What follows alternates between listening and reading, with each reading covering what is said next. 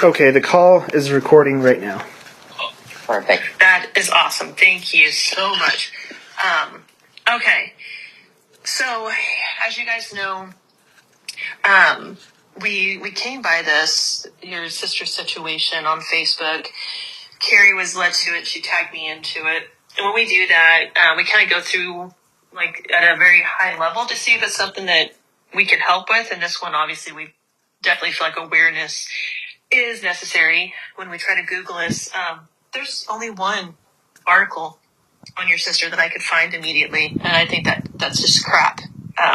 Especially after going through the autopsy, going through the timeline that you put together, Daniel. Thank you very much for that. The handwriting samples, the death certificate. There's a lot going on here.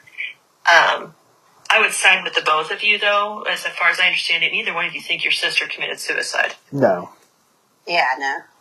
Okay, so I don't believe that either, and Kari, I don't think does either. No. The handwriting samples alone were enough to be like somebody's pulling some fast ones. Yes. So first things first, let me grab my other notebook so that I can keep all this straight. We kind of get the family tree put together so we can understand who these key players are. We have Vanessa. Daniel, you're the youngest brother. You were 3. Yes. At the time. I know we talked about this, so we're going to repeat some stuff just because we're on recording. What is your connection to Vanessa? So that is my half-sister. We share the same mom. Okay, that's what I thought. And then Brianna? Mm-hmm. What is your connection to Vanessa? She was my stepsister. Okay. She was raised by mine and Daniel's father. She came into the home when she was 5 years old, so she was with us for, the majority of her life. Oh, wow. So, you said 5 years old? Yeah. I think she had just turned 5. So that means, so you and Daniel share the same dad. Daniel and Vanessa share the same mom. So at some point in time, Mom, who I believe her name is Julia. Yes.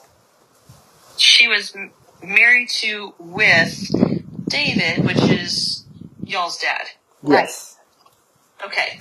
And then Daniel, you came out of that relationship, which is how you're connected to Brianna and Vanessa. So you connect the two sisters. Yes. Through that. Okay. So that part I can get. Then there's other siblings. Yes. Start with the eldest one and then work your way down and tell me how they're all connected to Vanessa. So I have a brother, Joshua, and we have the same mother and same father. He's 3.5 years younger than me, and he was about a year older than Vanessa, so they were pretty close.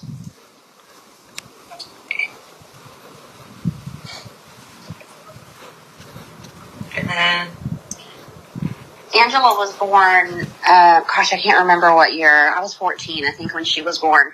And she and Daniel have the same mother and father. Okay. Angela? Yes. So full sibling to Daniel. Yes. And that makes her a half to Vanessa. Exactly. Okay. Who's the next one? I think that's all of us. Okay. That's from the Briann family. Okay. Yeah, there's a whole other family. We'll get to that okay. later. We'll start with that. So Vanessa was kind of the odd man out. She was related to all the siblings one way or another. It was it was David and Nancy she was not directly related to. Yes. So I think it's important, just so you kind of have an idea of the family dynamic. My father married Julia, Daniel, Angela, and Vanessa's mother. I couldn't say exactly what year, but I was in, I think, the 4th or 5th grade. And then when they divorced in 1990, Daniel, what year were you born? 97. It would have been that year. They divorced in 1998, and Vanessa stayed with my father. I was already out of the house. I had a child of my own. But Vanessa stayed with my father, even though that wasn't her biological father. She was raised with us. So I think that's kind of an interesting thing that's... They caught my attention. Yeah, yeah. Why did she get to stay? If that was the only child that Julia brought into the marriage with David, correct? That is correct. So why did she stay? Yeah, there's a history of child abuse. CPS had gotten involved and removed us when I was in the 8th grade. We didn't wind up going to foster home. We went to respite for a few nights, and then we went back to live with our grandparents. And then I think after 6 months, I went off to live with other relatives. And Josh, Vanessa, and Angela went back to live with Dad and Julie. Also, at the time of their divorce, what had happened was he had met Nancy. Well, here's the deal. I'm trying to think of the best way to say this. So he had met Nancy, but they had dated at some point before he was even married to my mother. So they were like, not childhood sweethearts, but they had hooked up or dated or something at some point in the 70s. And, because I was born in 79, just for a point of reference. And at some point, Nancy had contacted him when he was married to my mother at some point. And he was like, I'm married, you're going to get me in trouble or whatever. But then Nancy and David's relationship was really problematic. There was a lot of police involvement. Like I said, CPS got involved. Nancy was a pretty violent person. Dad wasn't particularly violent, but he was tolerant to these behaviors. I'm not going to say he allowed it, but he wasn't really doing much to stop it either. So when CPS got involved, just as a timeline there, and they had been involved on and off, but at the time of our removal, brief removal, but at that time, Angela was only 2 weeks old. Wow. Yeah, so it was kind of a tumultuous deal. At the time of Vanessa's death, so I moved out of the home when I was 16, and, I had a child and everything, but at the time of Vanessa's death, Dad and Nancy had been married for about a year and a half, I would say. So this happened really fast between him divorcing Julie, because he and Julie had been married about 10 years. He divorced Julie because he had met Nancy again, because he used to bring her around to my house. They used to use my house as kind of a meeting place because he was married. And then we all kind of liked Nancy because Julie was such a problem, so we were kind of excited about all of that. I know that when they divorced, he gave her $20,000 as part of the settlement. And my understanding at the time was part of that was to keep Vanessa.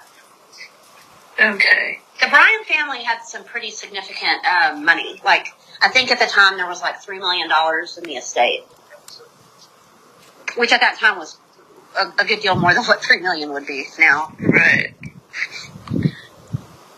So that's all kind of complicated, and I think it's kind of a good jumping point for just trying to understand all that, how weird all of that was. So I'm glad you mentioned the dynamics, as I was going to get into those. Super weird, yeah. And trust me, you're good. I came from a weird background as well, so no judgment here at all. Yeah. Curious, but not judging. Yeah. Where did everybody live? Where was everybody's? Do you remember addresses or at least street names? We lived at 704 Mesquite in Stinnett, Texas. So just a block from where Vanessa was found. That's right.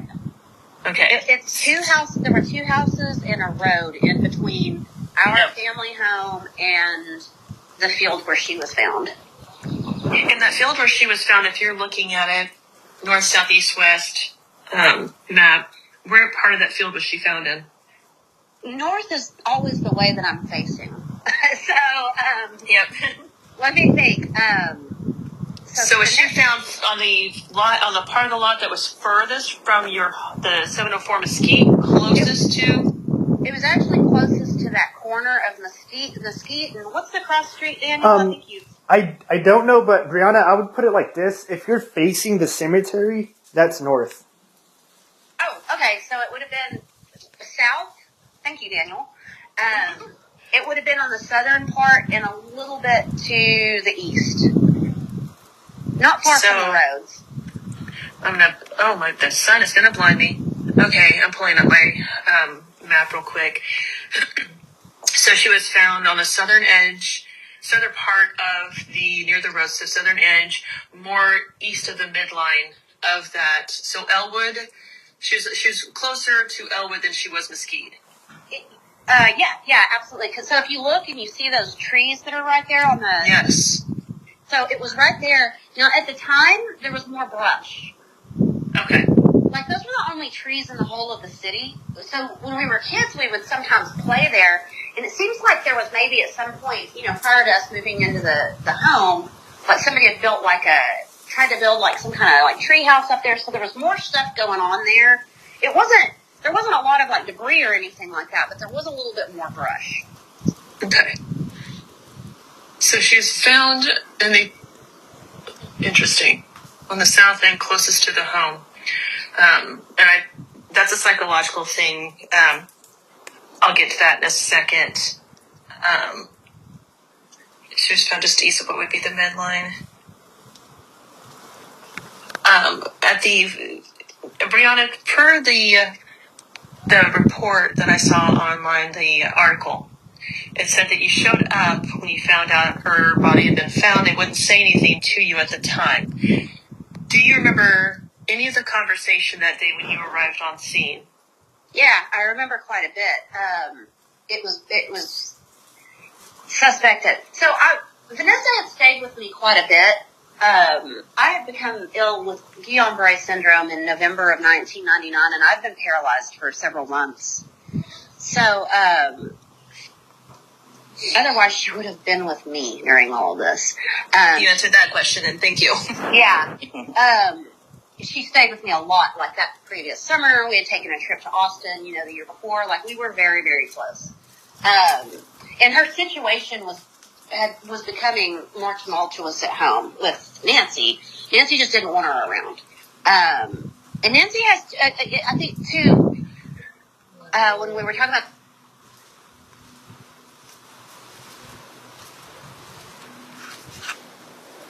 another son, Jonathan, into the home. The people that were living at that house when Vanessa went missing and was found were David, our dad, Nancy, Vanessa, Jonathan, and Daniel. Josh was living in Amarillo with my mother. And I stayed with my mom after I got out of the rehabilitation hospital. Okay. I got the call that Vanessa was missing with a gun. She had been missing before. We can kind of talk about that later, but she wasn't really missing. I found her really quickly. She'd been staying with John. I think that was in the article, her boyfriend at the time. So, yeah, the article said that she would couch surf at his place because she would be kicked out repeatedly by Nancy. Yeah. At some point when I was out of, so I was in the hospital and I was like on life support. I was completely paralyzed. So I was in a rehab hospital for about a month and a half. I don't want to know how to walk again. And I remember calling her. Now, her birthday was March the 26th. I called her on or around her birthday. I talked to her quite a bit, actually. But I remember calling the house one time and asking Dad, well, where's Vanessa? And he was like, we don't know. And I'm like, what the hell do you mean you don't know? And he was like, oh, she hadn't been home for a couple of days. And I was like, well, is she going to school? And he was like, oh, I didn't even think about that. And I'm like, well, that's typical for my dad. I wasn't surprised by any of this, but I was very angry, So I called John Hooks' mother, Charlotte, and this is a very, very small town. Like, we all kind of knew of each other, or knew each other. And John and Josh were pretty close growing up. They were very close friends. So I knew John. John had always kind of been around. Well, I wasn't real thrilled about Vanessa dating him because he was kind of a known troublemaker. How old was he when they dated? I think he would have been about 18. I don't know when his birthday was, but yes, he had already graduated, or I don't think he was still in school. I don't know if he dropped out or what his deal was, but Josh, okay, so if I'm 21, I turned 21 in that rehab hospital in April. Josh would have been 18. He would have been 17, 18. And John, I think, was Josh's age or maybe a little older. So, yeah, I'd put him around 18. They began dating, I would say, in late spring, early summer of 1999. What was their relationship like? So she was just head over heels in love with him, and as far as I could tell, he felt the same way about her. And you said you were not real thrilled about them dating, though. No, because my brother was a troublemaker, and they were really good friends. No. Josh, and this kind of comes up a little bit later. Josh had a lot of legal trouble.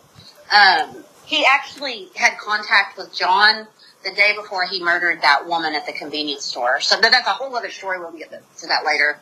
That whole story is really bizarre. But so I had gotten into a fight with my mother, who I'd been staying with. I wanted Vanessa to come for Easter. She was really, sad. She wasn't doing great. She wasn't allowed in the house. Her and Nancy had gotten into it or whatever. And when that would happen, she'd just stay on John's couch. And Charlotte, John's mother, was fine with that. She was just a little concerned that Vanessa, her housing was unstable. The last thing I said to Vanessa on the phone was, look, man, just hang tight. I'm getting better, way better. I am, getting better way quicker than everybody would have thought.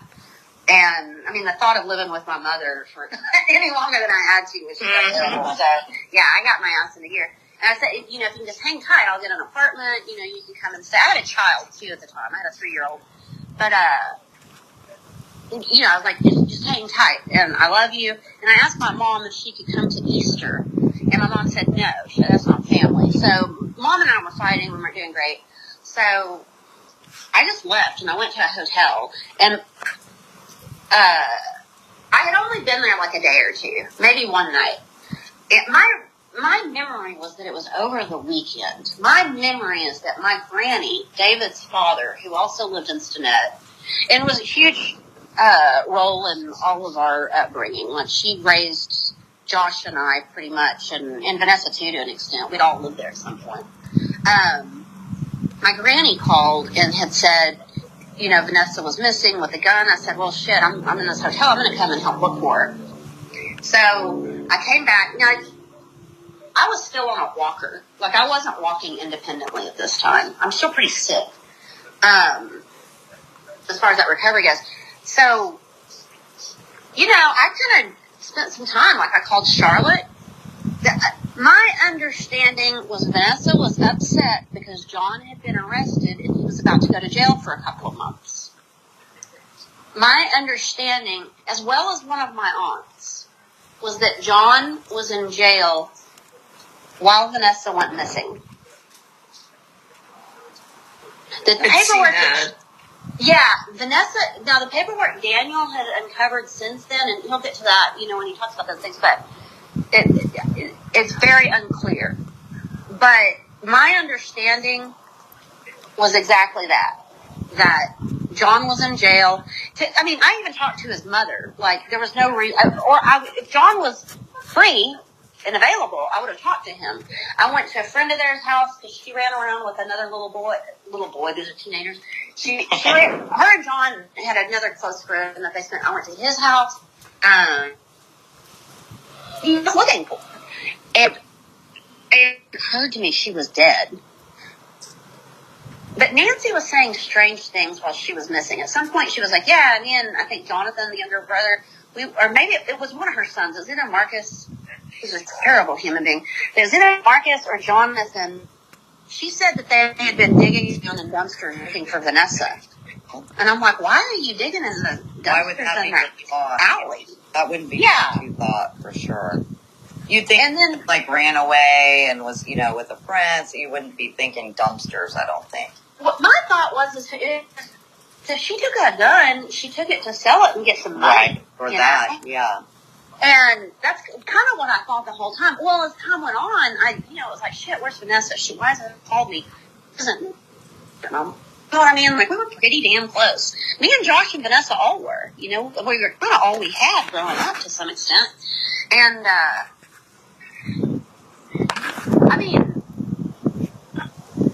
so Nancy had said some really strange things while she was missing. And Nancy always fancies herself this prophet or this psychic, right? She said at some point she had a dream that Vanessa was in the trees. Oh boy. I don't know if she said that before she found Vanessa. I think it was. Is he the one that found her? I don't know. No, she wasn't. But No, that was Mr. Cedric, I think, of what Daniel told me. Who's Yes, that? Mr. Sebring. Sebring thing.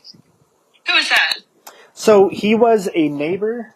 I don't know exactly where he was at. He was a neighbor on that street. I heard from the sheriff. He's now the deputy sheriff. He was on that case 25 years ago. He told me that Mr. Sebring had found her body. And he made some other statements as well, but I guess we can get to that later, or whenever you want to ask that. He lives on Mesquite or Elwood? Mesquite, I believe. Mesquite, okay. I think Is he still there? I don't know. I was thinking about making a trip to Stinnett actually tomorrow or sometime and start knocking doors. Right. I think he lived in that house that was on the other side of that lot.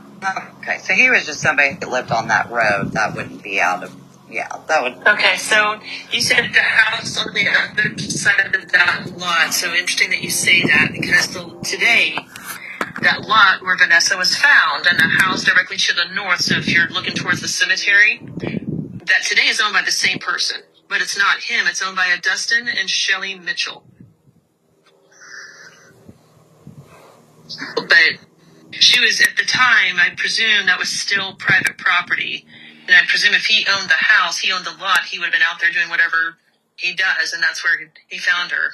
About her, yeah. Daniel, this might be a good time to go ahead and bring up the car door shutting. Yeah. So, this is a statement that the sheriff told me that Mr. Sebring had said. Mr. Sebring said that when he, it was 3 days before he actually found the body. May 5th, it would have been. And what happened was, I'm assuming in the middle of the night, this wasn't clarified, but he said somebody was driving down like that alleyway or in that area that Vanessa was in. So he said he heard the truck go through. I believe they stopped. And then they were there for a little bit, but he said his dogs got out and they were chasing that truck. And then I guess the people in the truck saw the dogs coming after them and they hurried up and ran off. They sped away. So then Mr. Sebring, he said he quickly got his dogs back and then he just went back into the house. 3 days later, he finds the body. Oh boy. So did he recognize the truck or any idea whose it was? No.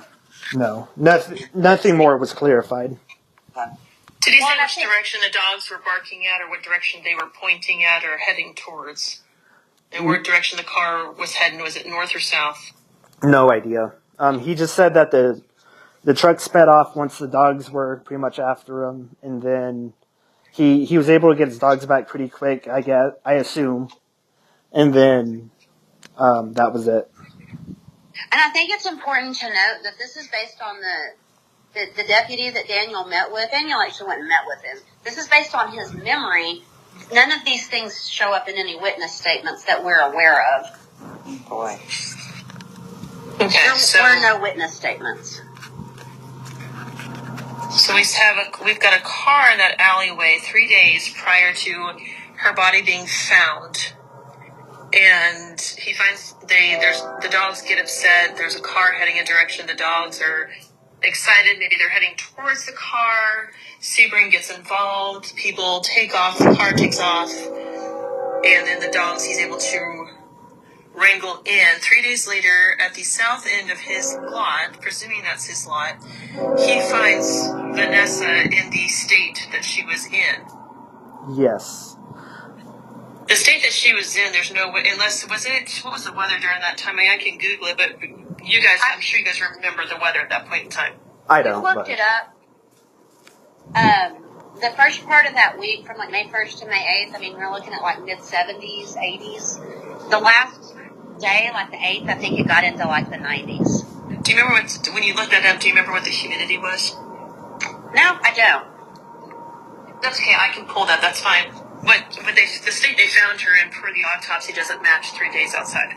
It doesn't, and not only that, there wasn't any evidence of like this is a pretty rural environment. You've got stray dogs, which Daniel caught on another statement with a conversation he had with a man this week. You've got stray dogs. There's coyotes. There's vultures. You know what I mean? I mean, this is the prairie desert. And it's rural. You know. The coyotes will come into that part of Stinnett. Yeah. Okay. They're not above it, yeah. Okay, cool. I know the area that I live in, it's not a super rural area, but the closer you live to the creek, the more often you see coyotes. And so, I know, and you can follow you know where they're at, and they don't mess with people. But the foxes all over town, everywhere. Yeah. And I live in a town of about 25,000, and they're like, nope, because they just keep migrating further in town because of the food source. Right. So we have I'd love to talk to Sebring if we could find him. No, and because I would like to know what direction the dogs were pointed towards, what direction had their attention. That's important for a dog. Because if dogs, I'd like to know what kind of dogs they were, what their typical behaviors were. And I know that sounds kind of silly, but based on my own experience, a dog knows what's supposed to be in the neighborhood and what's not supposed to be in the neighborhood. And if they see something and they see unusual activity, and I know this because I had somebody try to break into my house, and it was the neighbor's dog that stopped it because the dog realized, you're not supposed to go in that way in the house. You don't belong. Yeah. Yeah, so I would love to, if we find him and you guys connect with him, he doesn't want to talk with us, if you can find out the direction of things to try and get an orientation, because if we're talking about they're on the south side, the dogs are concerned about the south side, that's pretty significant. Yeah. That could mean something. And this only happens on May 5th, that the dogs are spooked at this point. And something else I want to bring up, we know for a fact John Griffin was in jail on May 4th. Oh, he was in jail on May 4th? Yes. So I was looking at the timeline, and it looks like there may be some, between May 1st and May 3rd, there's some ideas that maybe nobody knows where he was at. Right. He went from being in custody to not having documentation of being in custody and then being taken back into custody for the mental health warrant. Do we, and you guys don't have to worry about this because we can start pulling some FOIA too. Well, and then on May the 1st, that he had a court appointment. I don't know if he actually had an appointment or if the judge just decided to extend his probation at that point, but there was some kind of judge order on May the 1st to extend his probation. So, and to tell you the truth, when I was looking at some of the stuff here, specifically the handwriting, I was more interested in John because of the psychology behind the handwriting. But we talk with you guys because Nancy's saying stuff like she fancies herself a psychic, and I envision Vanessa in the trees. It's like, okay, that's his. Yeah. Like it's almost like I'm not guilty, but I am guilty, and so here's some information. Plus, she's found close to what is typically her. When was the last time she was in 704 Mesquite? Who? Vanessa? Vanessa, yeah. We don't know. We're not real clear on that. What was the last confirmed sighting of Vanessa? Technically, it would. Well, through word of mouth, it would technically be May 1st. My dad said he had dropped her off at home after he got her drug tested. Yeah. That's just word of mouth. Why did they get her drug tested? That was the question we had. Why do you need to get drug tested? So, this is what we know is from my dad, David. What he had said was he changed his story a few times on this, so it's really not that clear what actually happened. But first, Brianna, I'll let you tell what he said to you first. So I had a conversation with him, and I recorded it. It was an hour and 45 minutes, and it was it was before the article came out. And my brother had told him that we were investigating this. My brother Joshua, not Daniel. And so I was asking him these questions, and he was like, I remember I took Vanessa to get drug tested. We had gotten a call that she was skipping school and doing drugs with John. And I was like, who called you? And he was like, I don't know. And then he was like, well, we went and picked her up. And then he said, no, I think maybe she just came home. And then I took her to get drug tested. So I was like, so it's later in the day, right? And so he changed that story quite a bit. But he had a pretty specific memory. He was like, I took her to the corner of this street and this street, and, you know, where the city annex is or whatever, and I got her drug tested. And he told me she didn't want to get drug tested. She was pissed off about it. He had told her at some point before, and I do know this to be the case, we talked about it at some point before she went missing, that if she was doing drugs, he was going to send her to a rehab to get help.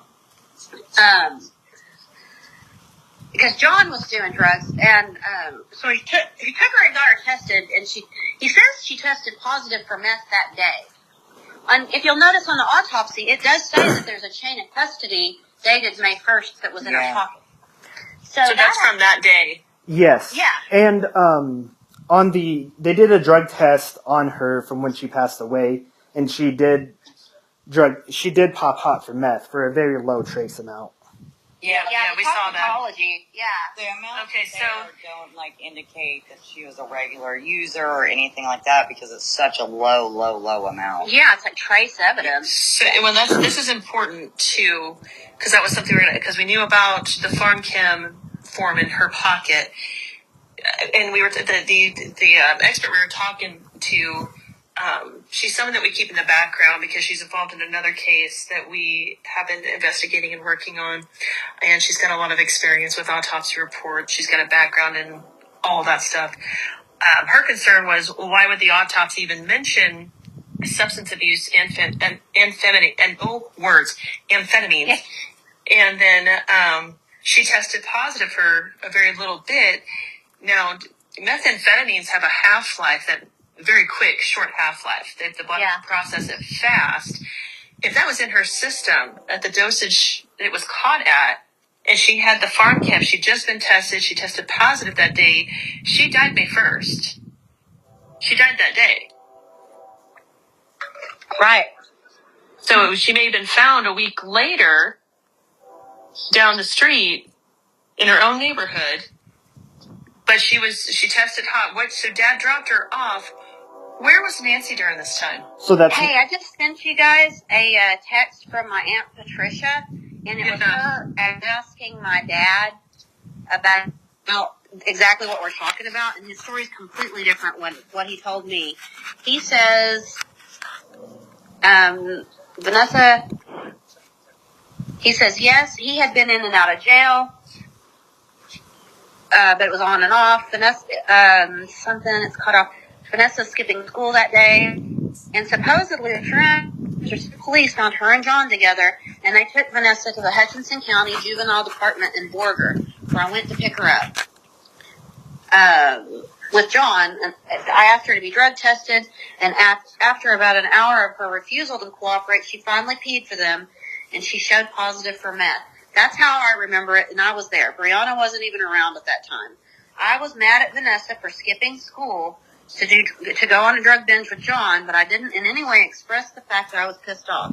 When I got home with Vanessa, I dropped her and Nancy off at home and went to the farm to check my irrigation motors and change the water. About an hour and a half. At the most 2 hours. I came home and immediately saw my gun was missing along with Vanessa. I called the police and so on.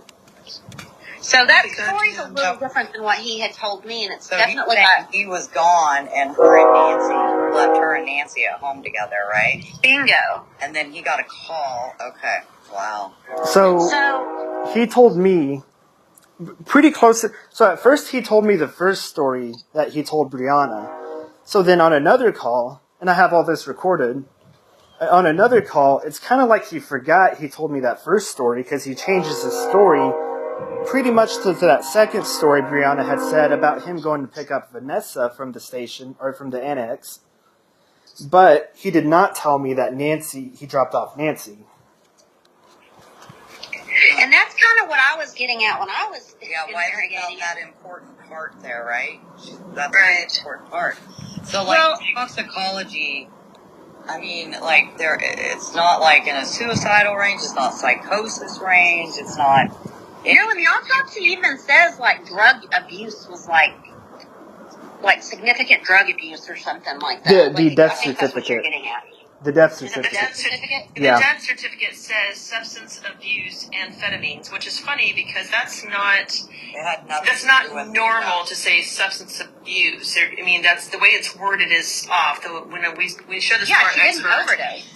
And the reason it's so off is she was fully conscious, fully aware. She was not impaired.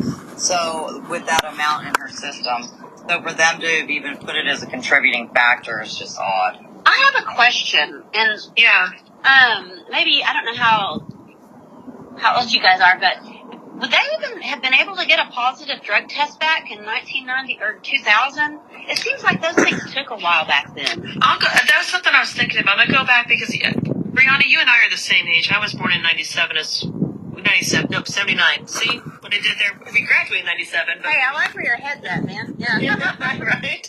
Yeah. Carrie's a couple years older than us. But I remember, first off, I questioned the fact that a parent could I had a brother who had drug issues and a lot of problems growing up in and out of juvenile facilities, and my brother has spent more time incarcerated than he has as a free person. Not a free adult, free person. And I know that my parents would want him drug tested on the spot. That's not a service that any law enforcement is like, okay, yeah, let's do it. Law enforcement needs probable cause. It's one thing to take a kid to a clinic and say, as an adult, because back then the minors didn't have the quote-unquote rights they do today, but you can't, especially in a small town of Stinnett, I have a hard time believing, even border, that you can take your minor child into a clinic and say, test her and tell me the results right now. I'll ask. It just I can speak on that. Oh, good. I'm glad you can, because I feel like, a UA test could come back fairly quickly.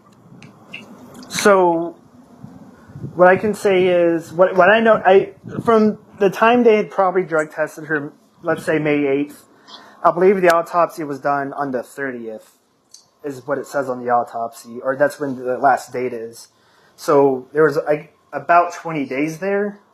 The toxicology wouldn't have been the same date as the autopsy. So with the autopsy, where are my papers?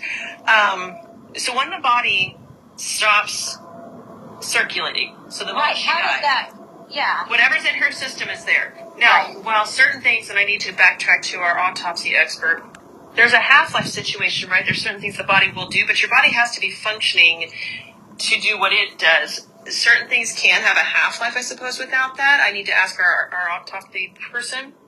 But when she stopped breathing, that's it. Now, the autopsy report was done apparently on May 9th. Right. That's why our person was so curious as to the half-life situation and they got 0.11 micrograms per liter of methamphetamine in the blood. And I think that came out of the, I think she said that she saw it was, it was heart blood. They tested the heart directly. Right. Which probably is because of how the body rigors, how it decomposes, and then how things start breaking down. There are drugs out there that once they're in the body and you die, the drug will continue to break down to the point where it's no longer traceable, which makes certain things a perfect murder, right? Right. But if she was not known for drug use, if she was not, if she didn't use meth to keep up, with her studies, if she didn't use speed.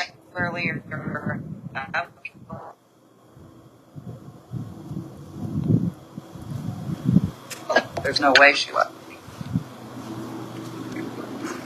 Being engaged in school, and maybe she was skipping here and there or whatever, attending. She was studious. She was real quiet. She had a really quiet nature about her. The exact opposite from me. I feel you. Yeah. But she might have been doing some drugs just because of the fact that she was with John.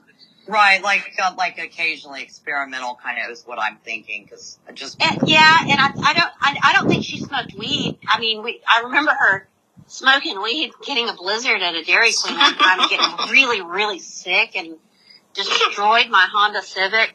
Oh shit! I mean, yeah, but when it comes down to it, when you look at the autopsy, it doesn't show any sort of negative impact to the internal organ systems based on substance abuse. It's not there. Yeah, I don't think substance abuse has anything at all to do with it. I'm with the person that we talked about. I'm gonna. Part of what has pissed me, so part of this that has bothered me so much over the years is this was supposed to be some kind of ritual suicide pact. She was this drug addict that was with this murderer, and that's hurtful because that's not what killed Vanessa. I mean, her legacy was that was just not what happened. Yeah, that's why it bothers me that they put that on there. And the other thing that is glares at me is that the medical examiner refused to assign a manner of death. Thank you. Usually, they only will do that if there's inconsistencies or suspicious findings, and then they left it up to a justice of peace without a why would it? The justice of the peace is the one that sent her for the forensic examination. So yeah, that's kind of a snake eating its own tail. And the other thing I'm certain that you.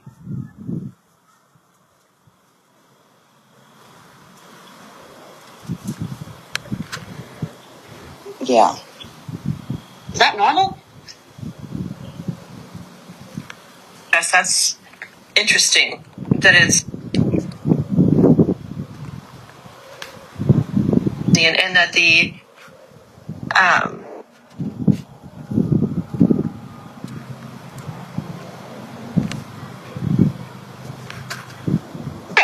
it's almost like she shot herself in the chest, but if you look down below, it's because she was high. Is the way it reads when you look at it. And then they're saying she died somewhere between May 1st, or approximate date of injury, somewhere between May 1st and May 3rd, but that's not what the methamphetamine says. So that's why this is time of injury unknown, and then you've got the vacant lot. Ms. O'Connor shot herself in the chest with an AK-47 rifle, coughing perforation of the heart, but doesn't say, at that point, if you're going to give that kind of description, why not add, due to what appears to be an intense use or an increased use of a methamphetamine, or, otherwise saying because she was high, she shot herself in the chest. She wasn't, no. And nothing in the autopsy would support that. Never mind the fact she had meth in her system. The alcohol that is that's not related to her. That's actually, the alcohol in her system can come as a result of rigor. Right. Yeah. So it's... Yeah, and... Now, where's Nancy now? She's with David. Yes. What? Yes, with David, right? They're still married, Kari. They're still married. Still married. Yeah. They're still together. So where do they live? 204 North Wilhelm. Instinet? Yes. How are they reacting to you kids? I say kids. How are you guys? How are they reacting to you guys? Wanting to have this reopened and everything. How do you feel your guts? How do your guts feel? I haven't talked to my dad since the article came out. I did mail him his coat. He left a coat here when he was here in March, so you can let him know that, Daniel. Daniel's talked to them. So I've only talked to my dad. I talked to my dad and my stepbrother Jonathan of this, and I just got off the phone with Jonathan. But my dad, I don't know. He seems calm. Kind of almost like he's not worried, but then he's kind of he'll say stuff like, I hate to relive all this, but at the same time, he seems optimistic about finding the truth. Well, that's good. And Nancy, do you guys talk to her at all? No, I don't, but I'm probably going to give her a call. I spoke to my stepbrother just to try to get a reading on the situation, and just so you know, the way I'm trying to play this out, so you saw in the news article, it gets a little accusatory, or it, hints at some ideas that the stepmom did this. And what I'm trying to do is make sure my name is cleared out of all this. because I'm still trying to work my way back in with everyone in the family, so I can still keep getting information. Gotcha. Yep. You need to. I'll say this, Daniel. I need you to do that. I know Kari wouldn't say it. I will.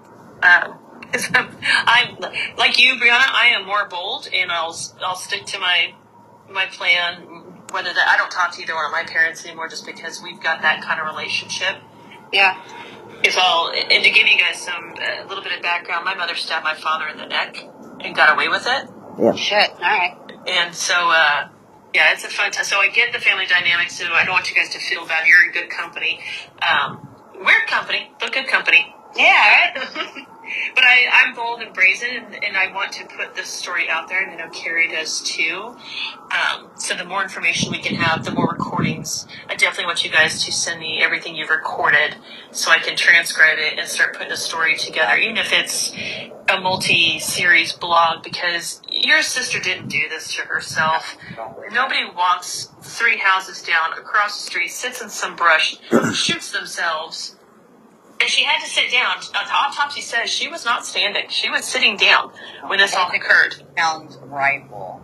Yeah. A rifle half her size. Yeah. Right. And she hated guns. She didn't like guns. She didn't know how to use one, but she chose one of the biggest damn guns out there to shoot herself. Did they have pistols and stuff? Smaller? Everything you can imagine. Yeah. So, okay. Everything you can imagine. Okay, so this... I mean, there weren't any bazookas or anything. But yeah. No. Typical. No. I get it. I'm in Oklahoma, Tara's in Kansas. We get it. Like, usually that was my question. Usually if you've got, like, AK-47s, you've got other kinds of rifles, handguns. You've got them all, so... yeah, my dad hunted. I mean, we grew up eating a lot of live, game and stuff right. like that. So it's totally normal. So did Nancy hunt? No. She probably easily could have grabbed a much smaller gun that she could have carried in. Well, she wouldn't have used a gun to kill herself. If she was doing Romeo and Juliet type of suicide pact thing, that's slicing the wrist, that's hanging yourself from the tree or the brush, that's poisoning yourself. That's something that's very intimate. A slug to the chest at the range she was at, because there's no gunpowder. The autopsy does not, if I remember correctly, the autopsy doesn't talk about gunpowder.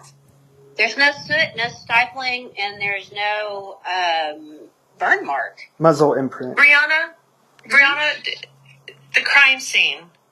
Okay. Well, the scene where she was found, was there a pool of blood anywhere?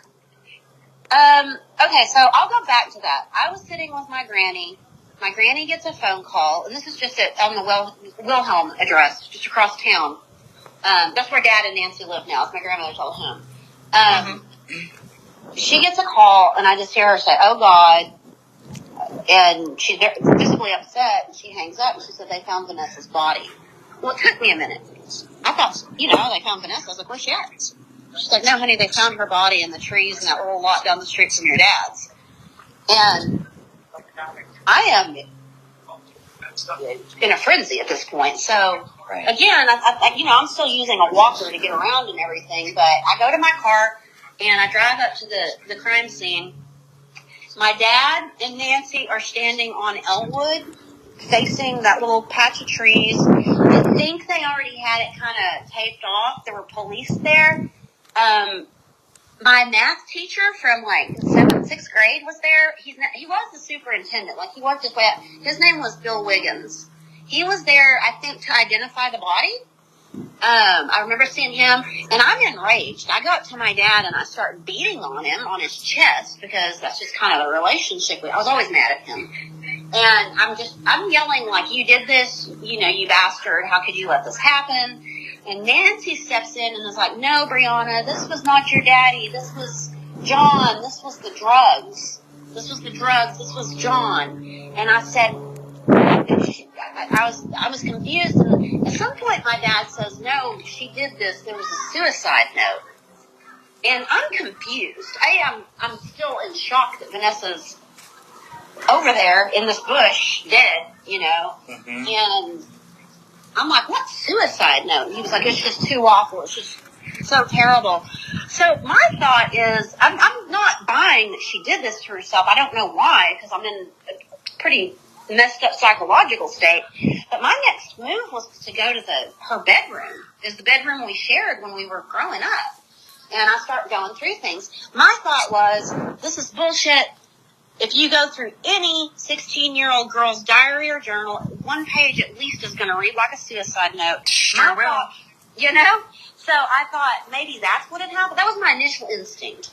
But there's nothing. The room's pretty clean. She'd been sharing it with Angela at that point. And I can't really find anything. I saw, the CD she had in her CD player. It was 9 Inch Nails. And, then I go home to my granny's and, kind of go through the rest of this. After that, when we had the funeral, and you've seen the suicide note, right? Yep, yes, I have them, and I have all kinds of questions and criticisms. Oh, yeah.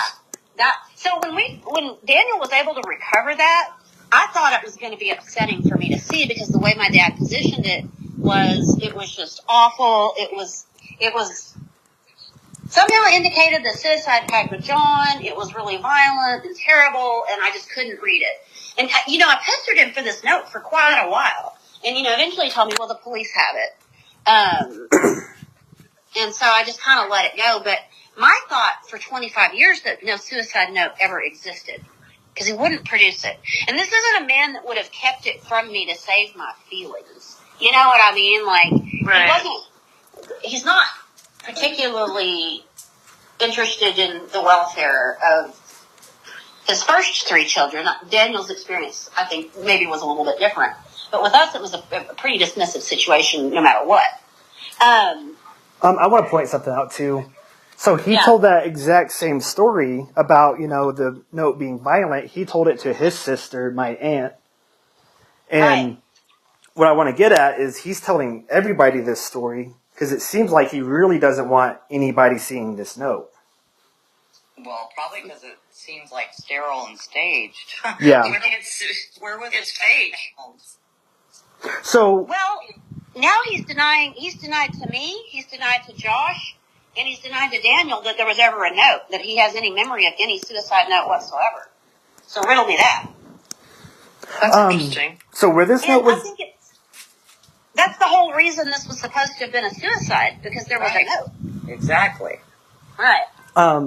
So, as far as the note, the autopsy, I don't think it actually ever said where the note was, or I don't remember at least. But when I spoke to the sheriff, he told me, and I have this on recording, and I guess y'all hear that at some point, but he said it was in a black backpack that was on her. So that's where the note was. A black backpack? Do what? I don't know, but all I can say is if she ran away, like, what else is in this backpack, I mean, just a note? And if you're carrying a backpack, wouldn't you carry that on your back? I mean, if you got shot, wouldn't it have been shot and noted in the autopsy? No, not necessarily. What I'm more concerned about, and I see where you're going with there, but when you look at, I want to look at patterns and trends of her behavior. Because she was known to couch surf over on Charlotte and John's couch, was that backpack her overnight bag? Right. If that's the case, you don't take a backpack with you to commit suicide. You take as few things as possible, and you run off to whatever little space you're going to do that at, and you do that. So you don't need to take the backpack off. They won't. When people do that kind of thing, if they leave the house, which is very weird for a female to leave her safe space, to do that kind of thing. That is the kind of thing a 16-year-old girl, no matter how smart she is, she's book smart, not necessarily street smart. She had John for that ish. She's not going to think, hey, I'm going to kill myself. And to do that, I don't want to make a mess in my own house. And I don't want people to find me right away. So I'm going to go hide under some brush. Right. Oh, look, so that's a very well thought out methodical thing, which is when it's well thought out and methodical like that, that is a murder. Right. That is somebody's, and she was very close. I say very. Before we go on, what is that? When you say the brush, is that easy to walk into, sit down, and relax and read a book in? Yeah. It is? I mean, there was coverage for sure. Like when I drove up, I think I saw part of her when I drove up to the crime scene, but I don't know what had been moved at that point. I think it had been, I think I saw part of her, but I tried to walk up into where she was. I wanted to go get my sister, but they diverted me over to, where my dad and Nancy were, obviously, because I can't I can't turn back time. But, yeah, to your point, the whole thing was really, really bizarre. When we had the funeral, we had the services at the Stinnett Church with our family, with the Brianns, and the school was there. I mean, it was pretty packed, it was in school. Was buried at the Landlow Cemetery. Split. Interesting. So she wasn't very close to home. Somehow, Mom did Julia pull that? Yes. In fact, her family was outside of the steps.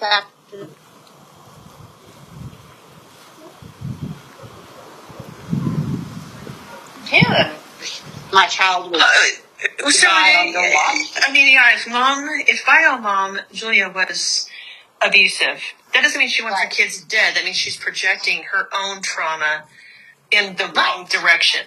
Right. To have a child die, that adds to the trauma that's already there. That adds a lot of guilt. I have a mother just like that. If I died, she'd be like, "Oh my God!" She'd make herself a victim. It's right. My daughter died. My first daughter died. Yeah. But for Vanessa to be, that's weird to me that the man with the money, who's the informant on the death certificate, has been housing this little girl for years, did not bury her close to quote unquote home. He let the ex-wife, who he paid money to keep away from the girl, she paid money to keep a distance between these two. He's like, okay, yeah, go ahead and bury her over here. That's his guilt. That's him trying to absolve himself. I do want to say one thing about that. He didn't have any money. All of the money was in the Vernon Brian estate. Vernon, my grandfather, had died a couple of years before, and my granny was in control of that. Granny was a huge enabler, probably the sweetest woman you'd ever meet in your life. But, she did whatever. She took care of my dad. So to that point, Dad can manipulate that situation to put her in so it's a psychological thing, right? It's putting her in a safer space. Right. Putting Vanessa with loved ones. Well, right. And I think if there was any pressure for him to keep Vanessa, Vanessa wanted to change her last name to Brian pretty desperately. She wanted to be with us. And, when some of the abusive things happened at home, Julie didn't beat on her ever that I was aware of. But she came after me and she came after Josh, and it was Vanessa that would call the police, if not the neighbors. So yeah, Julie loved her kids. She has mental illness. She had done some psychological evaluations and stuff during all the CPS. She had a super low IQ. She just didn't function at a full level. You know what I mean? Okay, her having children, maybe it goes back to that saying, just because you can have them doesn't mean you should be raising them. Right. Some people are better surrogates than mothers. Right. But she loved her kids. No doubt about that. How often was Vanessa kicked out? And, what were the kind of reasons, other than that day or whatever, the drug, but what were, how often and what were some of the reasons? I couldn't say how often, because up until this point I had been, like I said, incapacitated, literally. I know one time there was some kind of issue between Nancy and Vanessa, because Vanessa had stolen some of Daniel's new baby clothes and went and took them back for cash. I don't know how Nancy knew that. See, here's another weird thing. Nancy had said, while Vanessa was missing, that a month or so before, she had caught John and Vanessa horsing around in the gun cabinet. So the guns would get quite a bit of money if they're hawked. right. Well, and that's kind of what I had thought, right? But what's really interesting about that is this gun cabinet was bought because Julie was so violent and Granny was scared. Granny bought that gun cabinet for Dad to keep it locked up from Julie and to keep it locked away from the kids for safety for the family. It was, I think, a birthday gift. And Julie at some point had kicked out the glass on the gun cabinet. So that's why these guns were as accessible as they were. Did they, did stepmom, stepdad, did they ever, like, get physical with her? Even just, like, shoving or anything? Did they ever have fights like that? With Vanessa? Not that I'm aware of. So, something I will say, though, Nancy did get violent, such as physical, with Angela, the other sister. Oh, Yeah. really? Yes, and... Her own daughter. No. Oh, wait. David's daughter. Okay, David's daughter. That's right, because Angela and Vanessa are... Half Hold on, sisters. let me go back. Same situation sisters. as mine. Okay. So she did have the ability to get violent like that. Yes, and I will say this, in 2019, probably around October or November, she did threaten me, as in to get her specific words were, I could get rid of you like your family. Wow. So, in about 2000, okay, Sydney's 2003. I'd say 2004. I'm going to tell you a little bit about 2004. I was divorcing my ex-husband. I just moved out. Dad had called me and asked if I wanted to come and get Angela. Nancy was threatening to run her over. And so I went and picked Angela up for a time. Like, I think she stayed with me a week or two. She was really young. It was during the summer, but then I took her back to Dad's or whatever. But I haven't talked to Nancy since that time. I haven't been allowed back in the house. I haven't been in this house. I haven't talked to Nancy in over 20 years. But I was talking to my dad about 2 years ago, and Nancy gets on the phone. Mind you, I've not spoken to this woman in 20 years. I think she knows that I suspect she was involved in Vanessa's death. Because when she threatened to run Angela over, I went off, you know.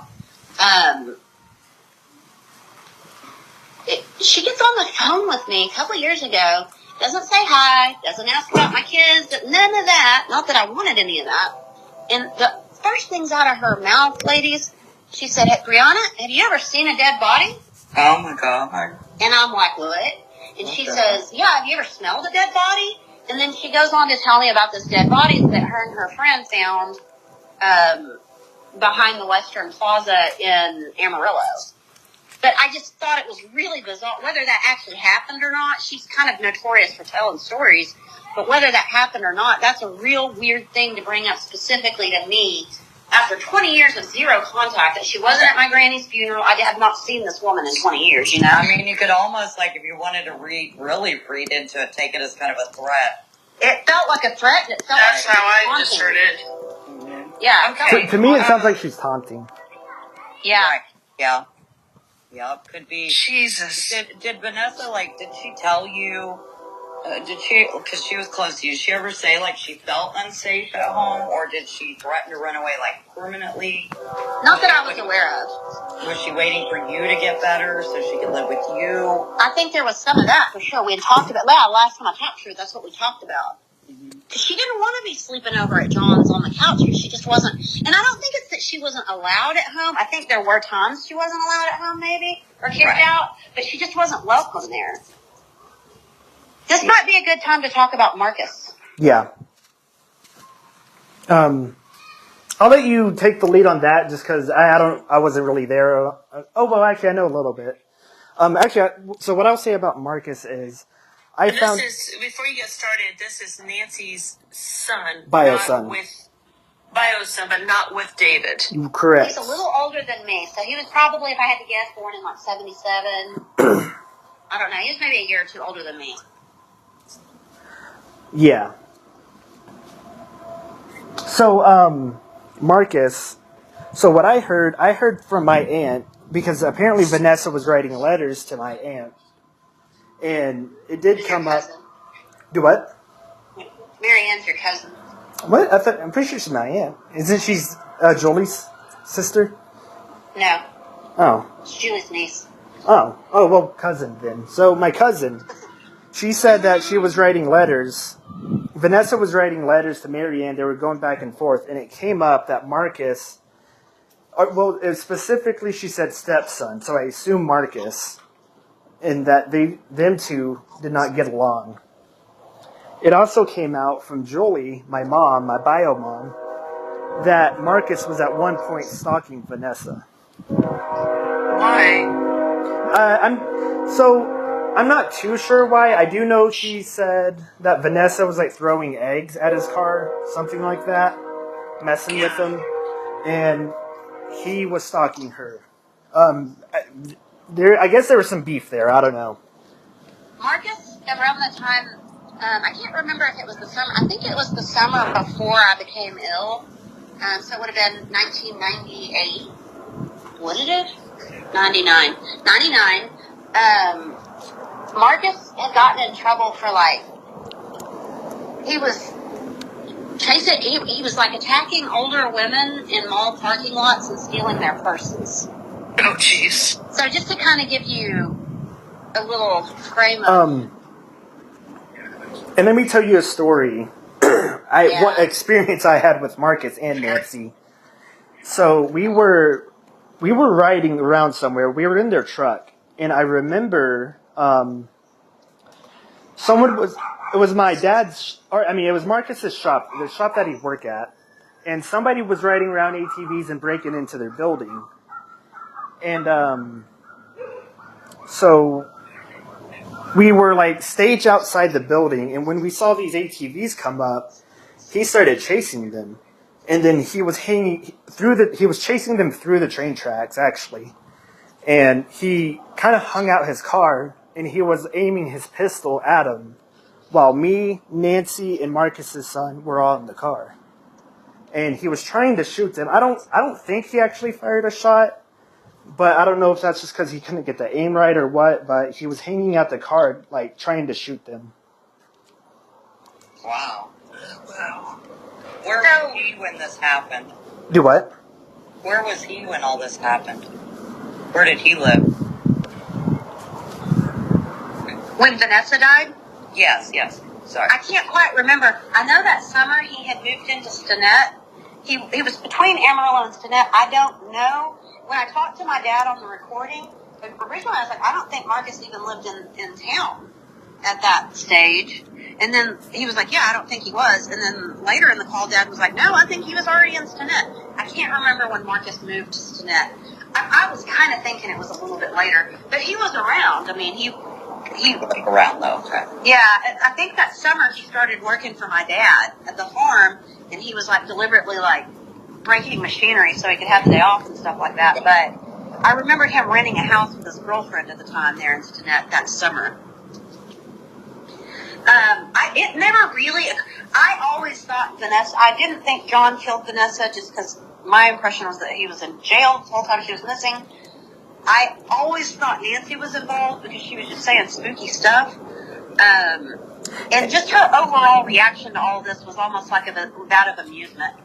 And it never occurred to me that Marcus would have been involved, except years after this, my brother was coming back. My brother Joshua was coming back from Nashville and on a Greyhound, and Marcus, for whatever reason, was picking him up from this Greyhound station. And Josh has, drug problems. He'd been in and out of trouble with the law. So he was at diesel mechanic school in Nashville. He's coming back anyhow. And at some point, Marcus told Josh, if you don't watch out, you're going to wind up like your sister. Oh. And Josh took that as... So when Josh told me that, things started really clicking together. I didn't really know how Vanessa was killed.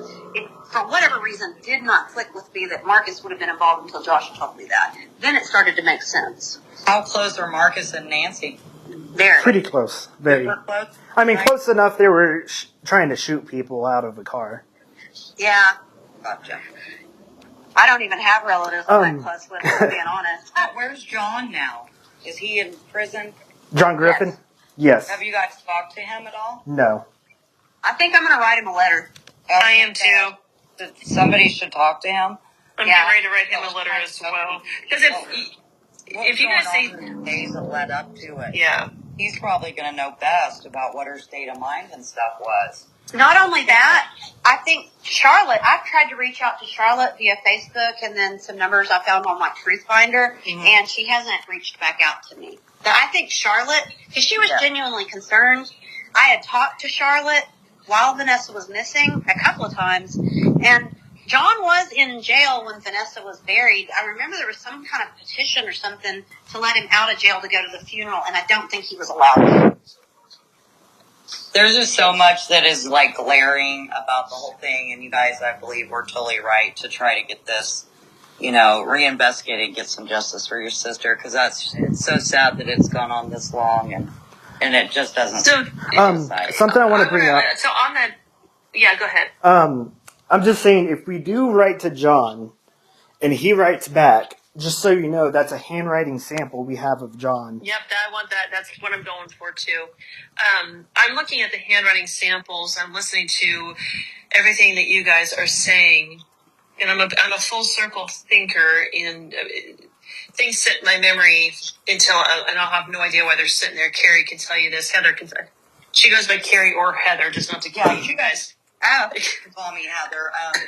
I use Kari online just for my own safety and my family and grandkids. But you guys can call me Heather. That would have mattered had it not been for the last case we worked on where somebody freaking doxed you, but whatever. So I'm looking at things. Awesome. And I'm a big full circle thinker. Things sit in my brain, and they just wait until they fit into a puzzle, a sentence, something.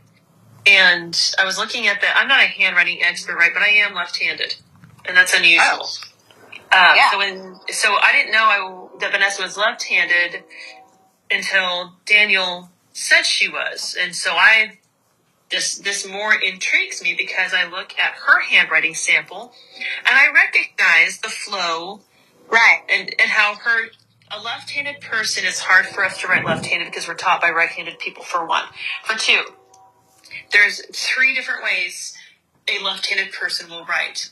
They will write from behind the pen, behind the letters, where they transfer the ink onto their fingers, specifically the pinky outside knuckle, and oftentimes the ring outside knuckle and downward. There's writing when you curve your hand around so you can write in front of the letter so you don't transfer ink, but you look like you have a disability by writing with a curved arm. And there's the way that I write, which is writing below the letters. So I have to have specific pens for that. But no matter what, every left-handed person I've ever known, because of the way it stresses our wrist, it's actually not normal to write left-handed. There's something specific about the brain where it causes it to do that, which is why it's not as common as the right side. Right side is the natural side. She slants her letters the way a right-handed person would, and she shifts the slants depending upon what she's talking about. And I recognize that. David and Nancy both look to be right-handed.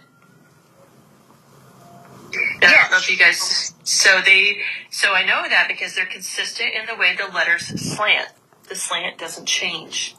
The letter, even simpler than that, like just the psychology of that note. There's nothing about it says it came from a 15-year-old. There's like no apology. There's no real emotion. No mention of family and friends. No explanation. Completely sterile. No emotion. Well, there's nothing there that is like consistent with juvenile suicide note. Nothing. I think it was written after she died. Yes. You know what? Oh my God, Brianna, that's where I was going. Yeah. You nailed it. I think by more than one person, or it was four. I think it was written after she died, but I think it wouldn't surprise me because the size of the letters change. Some letters are not complete. There's screw-ups all over the place. Vanessa was a very literate person. Yeah, I read her letters. She's literate. So are the other 2, essentially. But I wouldn't surprise me. Misspelling in that, too. Right. No, I think it wouldn't surprise me if somebody used her hand after she was dead to write these things. I didn't think about that. Well, because she's got, there's yeah, it's because there's some curves, so some loops from the G's and the U's, and then sometimes there's not.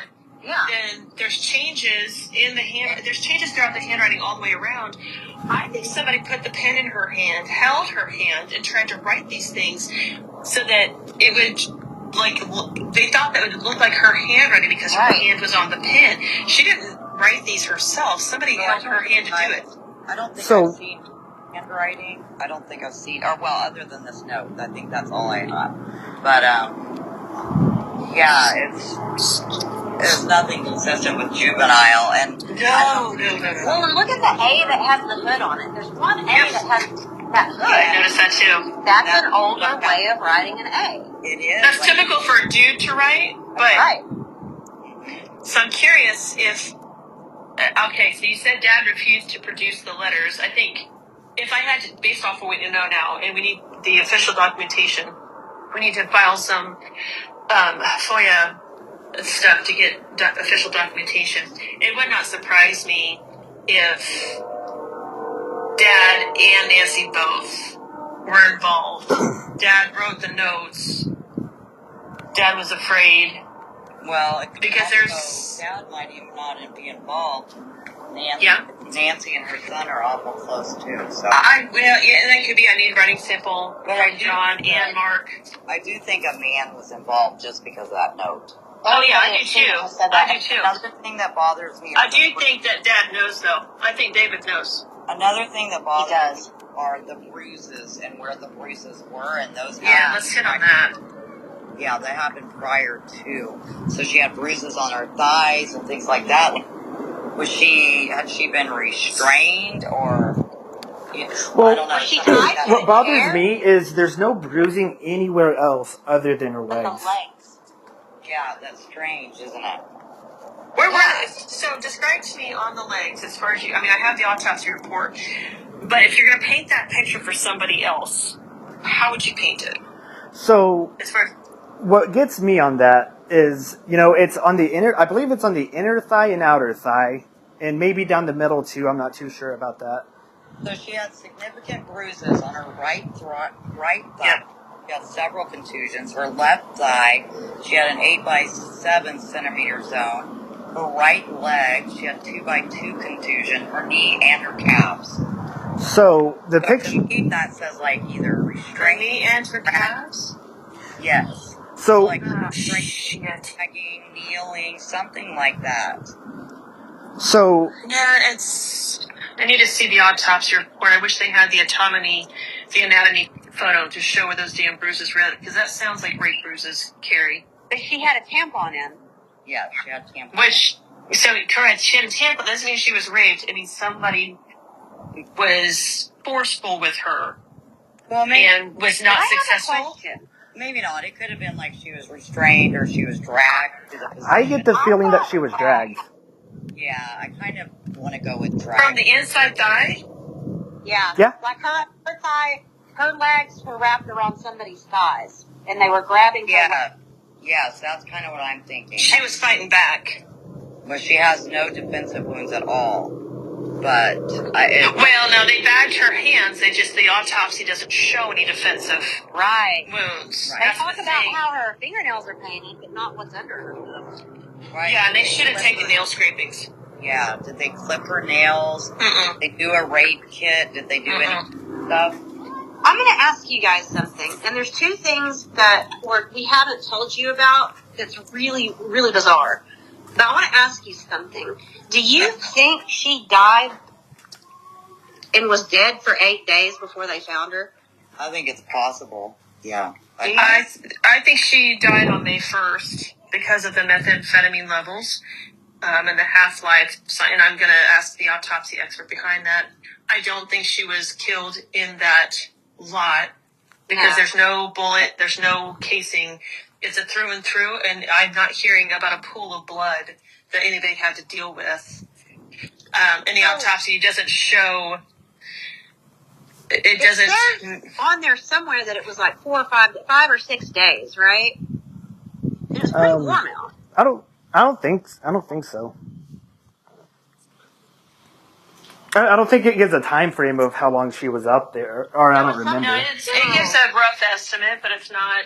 If the autopsy person, if the coroner, whoever did the autopsy, they would have taken that. Methamphetamine is great for developing timelines. It's awesome for it because of the half-life. Think about that. So the fact that they did not take that into consideration to say, okay, because she had this much and she's this size and she had this is going on and this was the weather at the time, because of all these factors, and we know she had a positive drug test on May 1st. She died May 1st. But they're saying May 1st to May 3rd, and I need to check with our autopsy person to see if that's legit.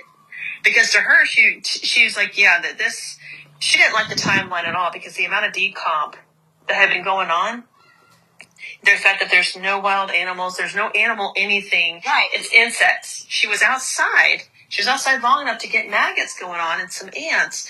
But that's it. And that's alarming because you've got rabbits, foxes, coyotes, amarillos, raccoons. They're all bottom feeders. Yeah, just from what I know right now, as of right now, I think it did happen that day, and I feel like there was something that happened after your dad dropped her off.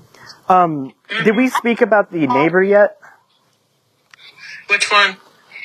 Not Mr. Sebring, the other one. His name is Homer. No. Okay, so Homer, now he's the only person that I know that have said this, but he did say that he did hear a shot. I confirmed with him with the time, a day it was, and he said it would have been around 5 or 6. There was still plenty of daylight left, is what he said. But he goes on to say that 3 days later, he saw cops in that area, or in the neighborhood, going around, and pretty much it was like a search party with the cops. They were looking everywhere, and they were digging through stuff, but no body was found. Yeah, because everyone, that law, so the body she was reported missing May 1st, essentially. Right? The timeline is she's reported missing May 1st. They start checking, and you're going to check the local area. You're going to check that lot right behind your parents' house. They're going to check the empty lots in the neighborhood because those are easy. They're easy peasy. Those are easy wins. They didn't find her. Right. They would have found her. I think she was moved for sure. She was actually, she wasn't killed there. She was moved. Absolutely moved. I don't believe that. I think you'll hear all kinds of shots all the time, and I think in that part of I live in a part of Derby, Kansas, where we hear gunshots all the time because we're on the outskirts of town. We're right by the county, so we hear gunshots all the time, so we really don't think much of it until it gets really, really freaking loud. And even then, we'll be like, okay, so somebody's just messing around. It's the outskirts of town. It's just inside the city limits, but it is the outskirts. Yeah, it is. I saw And it. It looks like it was next to a annexed school. in several years ago. And next to a school. It is next to a school. Another thing that doesn't match up with suicide is like how she was dressed, wearing a velvet coat, long jeans. She had a tampon in. I mean, Right. It wasn't something she'd sat and thought a long time about. It doesn't seem right. And something I want to kind of think about here is, so let's say, the person heard the shot. She did get killed in that neighborhood on May 1st. So, it seems like my parents hated John. So, would John be in that area? Would he be around? Would he? Our dad never laid eyes on John, by the way. He said recently he never saw John or met him or laid eyes on him. And on May 1st, John's a busy man. We know he's doing some stuff. So, is John actually in that neighborhood 5 to 6 o'clock? And, No, because he's got a court appearance that day and he's remanded. He's in custody as of May 1st. Now, at some point between May 1st and May 3rd, I think it is, the documentation does not indicate he was freed, but it doesn't say he was still in their custody. It shows up on May 4th that he was taken into custody again. But it was by a different department, so there's a lapse. Did County? Do you think they just moved him from city to county? They may have in their documentation because it's small county stuff. It's not like the metro here in Wichita. It may have been like, nobody cares, whatever, or we'll get back to it later. So it could be that. And when you see those gaps on like there are gaps as far as like they did the wellness check on Friday, but they didn't note it until a couple of days later. They didn't do the paperwork. There's some gaps there that are kind of interesting, I think. So should we go searching counties? What do you mean? Like, so I saw he had like some kind of warrants or something in another county. I think Moore County. I'm not sure. So That's when he killed that woman. oh, So but, with John, we need to pull John's arrest records. Well, I have it.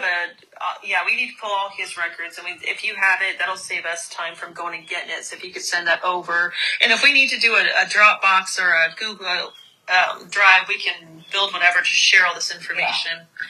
But we need to see his timeline of events. I was, when I came into this conversation after looking at everything, I was really kind of looking at John as somebody of interest, and I knew I'd hear some more information from you guys. Nancy's, I talk with mediums. Kari, were you there the night the medium showed up on the Shenanigans podcast? Yeah. Okay, so we've talked with the medium in depth, and while they all operate differently, they don't operate the way Nancy's talking. Right. That's almost like it's almost like a guilty conscience coming forward to say, I did this, but I didn't do it, but I want to help. Like, I want to. She does this with a lot of things. There was a big fire that ripped through town, and she had premonitions of that. Nancy was always having premonitions, but these premonitions were never mentioned before they happened. Mm-hmm. Right. There's a couple of things I just want to add. Convenient. Yeah, there's a couple of things I want to add. They may or may not be significant. One of them's y'all are gonna want to get like a glass of water. Or a glass of wine at this point. The bottle. Yeah, I like the way we should be friends. We're gonna be good friends. Yes, we are. So, my initial thought was she being held somewhere? We really need to find out what day Dad picked her up from the juvenile house, because my memory was that I could be wrong. My memory's been pretty on point with a lot of this. But my memory was that I got called on a Sunday that Vanessa was missing, and she'd already been missing for a couple of days. I thought she'd been missing longer. Now, that drug test in her pocket really threw me for a loop. You gotta understand. But when Dad says he got a call from truant officers, he gets a call that she was doing drugs with John. Well, John had court on the 1st. I just have this feeling, I could be wrong, that maybe when they did that wellness check and they found John, that's when they picked Vanessa up and called Dad and said, hey, this girl's not in school, and her and John were doing drugs or whatever. I don't know if that's the case, but our initial thought when all of this came up was maybe she was being held somewhere. And I'll just kind of give you, this isn't gospel by any stretch, but she had that tampon in, and I was like, well, if she's being held somewhere alive, then it had to have a tummy, and where would that be? But guys, we had 2 generational farms, pretty good sized ones, and one of them had a house on it. It actually had 2 houses on it. And those farms were sold pretty swiftly that January. So, yeah, you went my direction again, Brianna, in a conversation that we had with the autopsy expert and Kari. We talked about the farm being 20 miles away from the body, and how it was sold 10 months later. It says and I know, Daniel, in your timeline that you provided to me, it said it was that as far as ChatGPT, well, the AI was concerned, it was potentially out of financial motivation. And one of my suspicions was it was sold to protect. Right. Because I think she was taken out there, killed, and then moved after that because you don't have the bullet We don't have the casing. We don't have the blood pool. She was out there for a couple of days before somebody got the opportunity to go move her. But she was tiny, and so she was tiny enough. Kari, who's also very tiny, but Kari, you 5 foot. Mm-hmm. Yeah. Oh, So wow. Kari could have moved that girl without any problem. Yeah. That truck was there. That was a few days prior, right?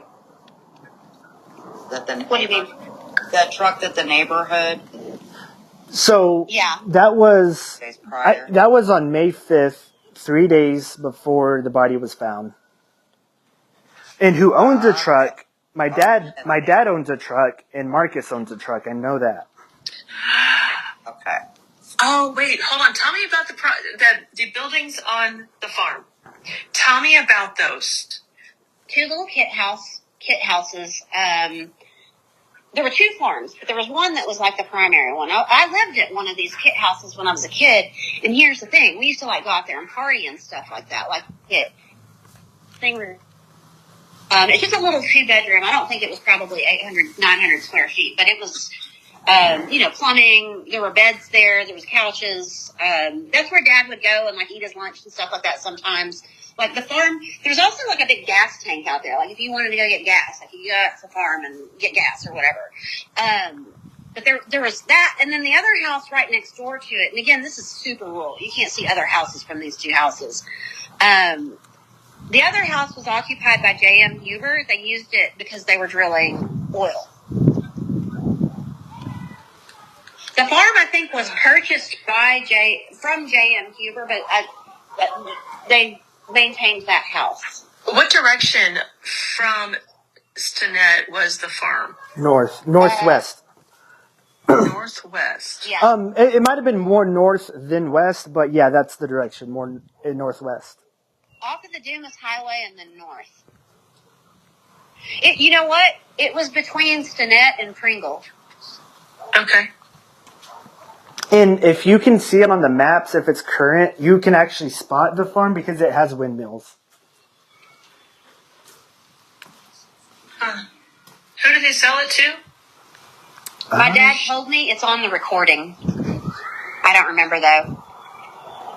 I'll find it because I think it would make the most sense if I'll use Nancy as the culprit. Dad takes Nancy. Okay, so David takes Vanessa home. Either he drops them both off, them both being Vanessa and Nancy, or Nancy's already there and Nancy hears about the drug use and is already living with this girl, doesn't like her. I have a feeling she's one of those, she's not your blood, she's not my blood, kick her the fuck out, we don't care about this chick, we're done. Dad's like, nope, it's fine, we'll figure it out. If she has to go to rehab, we'll send her to rehab. Dad leaves. Nancy is there, chewing out Vanessa, going on and on and on. Decides, or somehow she gets, one way or another, Nancy gets Vanessa in the car. We're going to the farm. As your punishment, you're going to help me at the farm. Whatever. She gets Vanessa to the farm. Gets her out there. Vanessa's sitting down for whatever reason. Nancy shoots her. She leaves her there, knowing that where she shot her at, David's not going to be in that position. Here's one thing though, Tara. Yeah. But the way that she was dressed, it really stands out to me that she probably was shot and then redressed. Well, no, because she had the clothes. She had the right holes. She had the right clothes on. So she's inside of a house. Right. Maybe it's in the basement where it's a little bit cooler. I don't know. Maybe it's a little more humid. Okay, so we're in a house. There's no basement, but there was a tornado shelter. So we're somewhere where the body's not going to be found because we're not going to travel 20 miles to a tornado shelter. There was a big, like, metal facility, too, where, like, a cabin was kept. I don't think she would have been... I think she would have been held in the house or somewhere on the farm. There was a shed, but I don't think in the basement or in that tornado shelter because I seen that tornado shelter. And let me tell you, I don't care if someone was holding me at gunpoint, I wouldn't have gone in that shelter. There were black widows, snakes, everything. And so we're talking about a teenage girl, right? who is already stressed out about this woman who's capable of anything, has probably threatened this girl by herself multiple times, and nobody knows about the threats. Yeah, so, and I know my mother threatened me multiple times with nobody around, so nobody believed me. Well, you gotta understand, too, like, this was kind of normalized for us growing up. Like, there was all these threats. Yeah. Right. So all the more reason why she's like, whatever, I'll listen to her. She's never killed before, whatever. Nancy takes her to wherever she takes her. She's tired of her shit. They squabble. They have their exchange, whatever. Nancy shoots her. She leaves her there thinking, I'll figure this out later. Mm-hmm. And or maybe she had Marcus do it. Marcus could have done it. Yep. Either way, she's taken out to the farm to be shot. Eventually, the body is moved, which is where Marcus made. I don't. How tall and big is Nancy? She's short. Shorter than me. Is she? She's a little taller than me, though, I think. I don't know. I haven't seen her in 25 years. Okay, so I'm 6'1". Y'all give me something to work with here. 5'5". Okay. Yeah. So, and what about Marcus? Tell me about him. He's tall. He's tall. Taller. Okay. Taller than me. I'd say 5'11", maybe 6 foot. That's stretching it. So, more than likely, if he's loyal to Mom, and he's going to do what Mom tells him to do, and he's still... he's already not liking her because he's stalking her. Yep, and he's sideways about the situation today.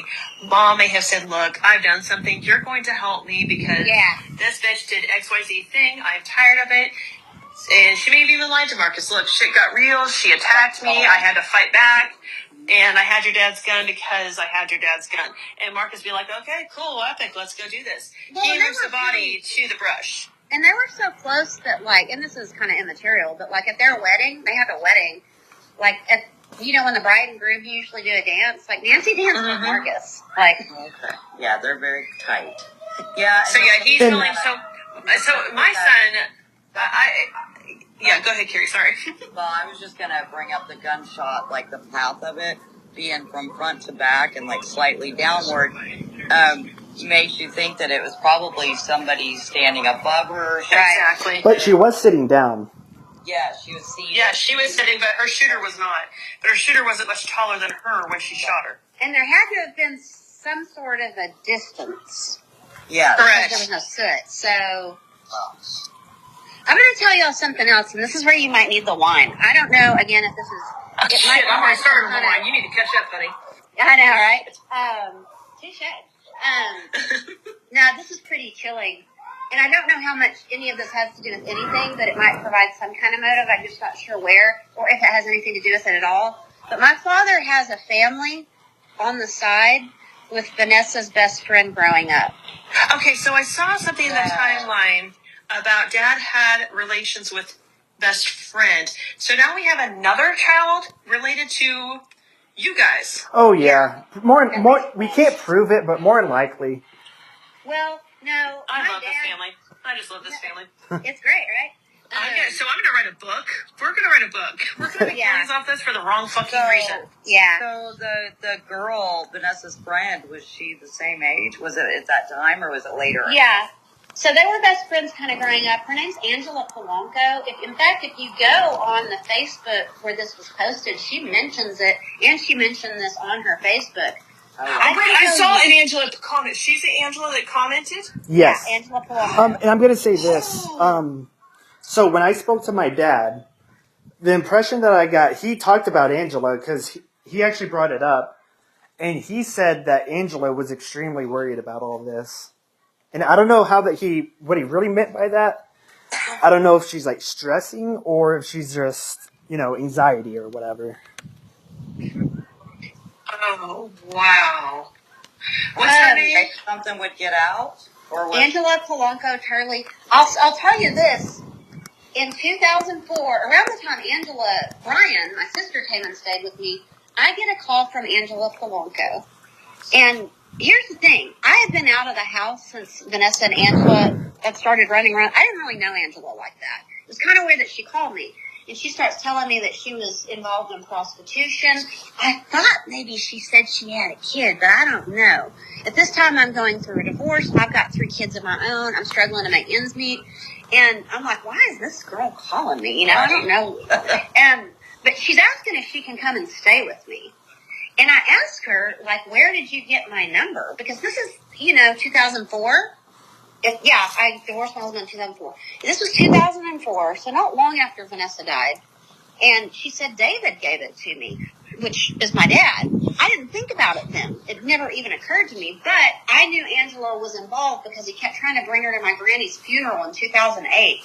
Additionally, my dad, to this day, by the way, my brother was just up there and visited, to this day, keeps trying to get Josh to marry Angela so that the kids can be Brian's. What the hell?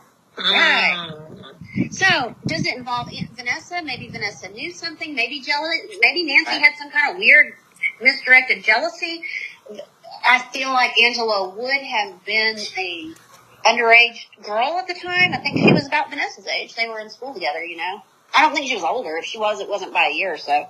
But he still, he pays child support to Polanco. Polanco comes to the house. They still have a very active and engaged. He bought her a car. Yeah, just this last summer. Oh, wow. So, let me ask you this. So her kids are his, are David's kids? At least We one can't of them. confirm it, but The girl? yes, the boy. The boy is. I believe His name it's is Renee. yeah, Renee. Would Vanessa have known that they were having some kind of relationship? Possibly. Huh. Well, that kind of changes my mind just a little bit. Like I said in the text, like there's a few red herrings here. There's a few directions you can go. There is, because you could think with that, Jesus. your dad want to hide that relationship from his because community. that's a legal issue at that point, Kari, right? That's a legal issue. That's statutory rape in Oklahoma? In Texas, I don't know. Texas. You definitely go to jail. You're going to jail. But I mean, obviously, Angela's not interested in pursuing anything. She's getting cars just last summer, so. Well, I mean, if a girl's going to get money, she's not going to go after jail time. She'll lose the money. That's what I'm saying. She was also getting. Yeah, exactly.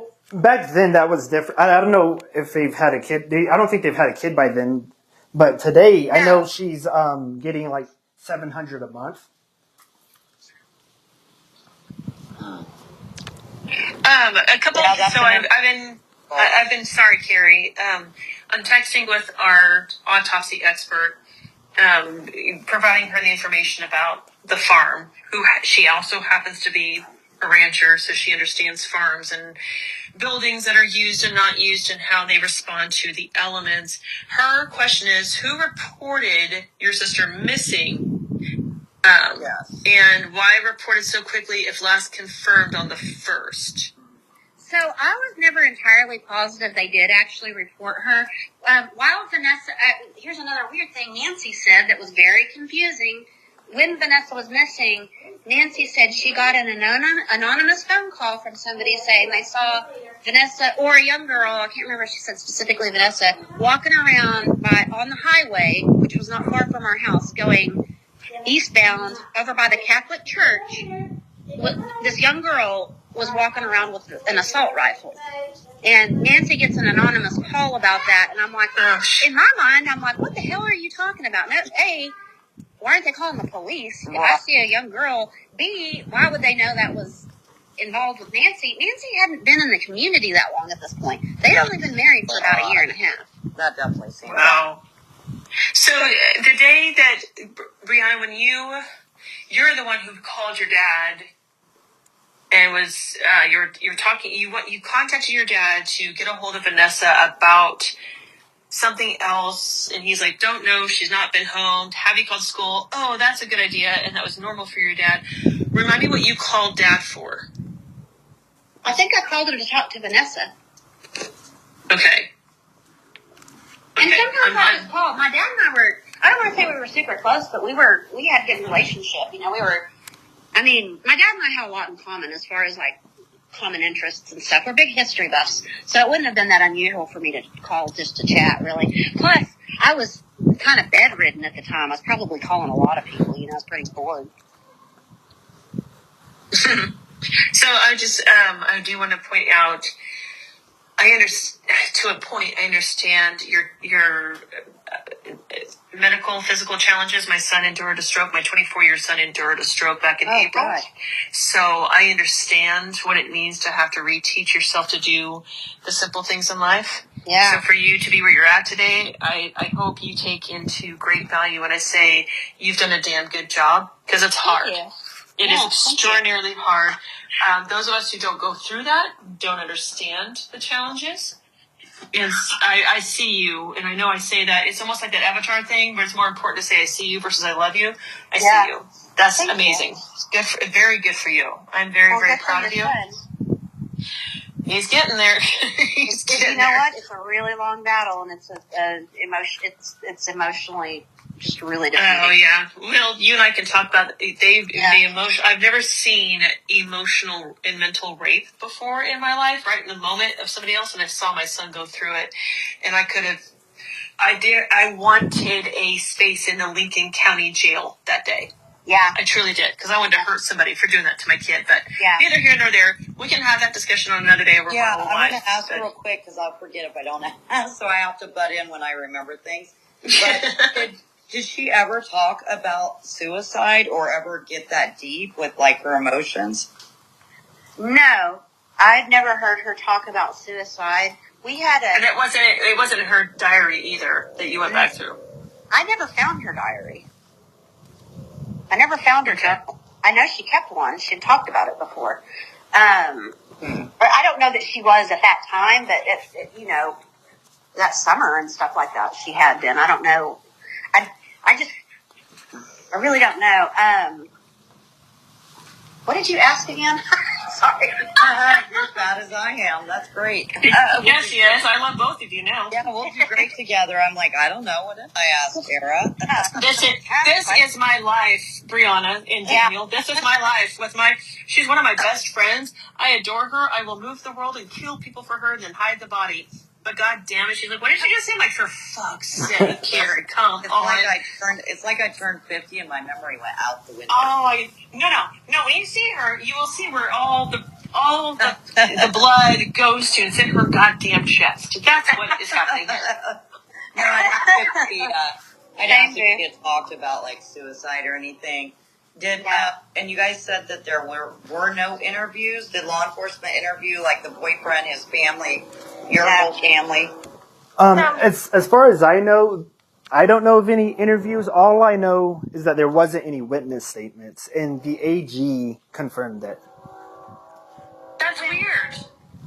So when I know it's a suicide, but you still take the statements to get the suicide theory proven. I spoke to the sheriffs, and they told me how business gets run in this area. They said they couldn't say exactly for sure about Sonnet, but in Borger they said every suicide in their department is treated as a homicide, and that's how they move. Mm-hmm. This wasn't though. So let me ask this: what are the connections? It sounds like the Briann family has old money, has been there for generations. Nancy's, I know, Daniel, tell me Nancy's full name again.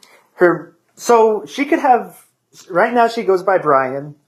I believe her legal name is Nancy Udy. She may have gone by Nancy Sharp as well.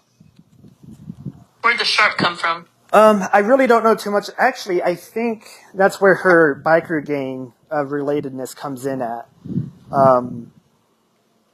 She was married. That's Jonathan's bio dad, is Sharp. I don't know his first name, but I guess she was married to him at one point because that's where Jonathan comes from. And I'm not really too sure about this, but I think that's where the whole biker gang thing comes into play. So I do want to touch on that for a second, so I can caution you both. I have a guy that is well versed in the biker stuff. So when Kari, this is why Kari and I do a lot of prelim stuff, high level, before we get involved, because we had one case we had to turn down because it was directly biker related. And there was no way that Kari and I could go down that route. We don't feel like the bikers are involved on this one. They don't typically kill kids. I don't think they're involved at all. They don't, especially the banditos, which is what would be involved here. Banditos. This is close. This was personal. This is something. Yes. Very well. Absolutely. This was a fuck you killing.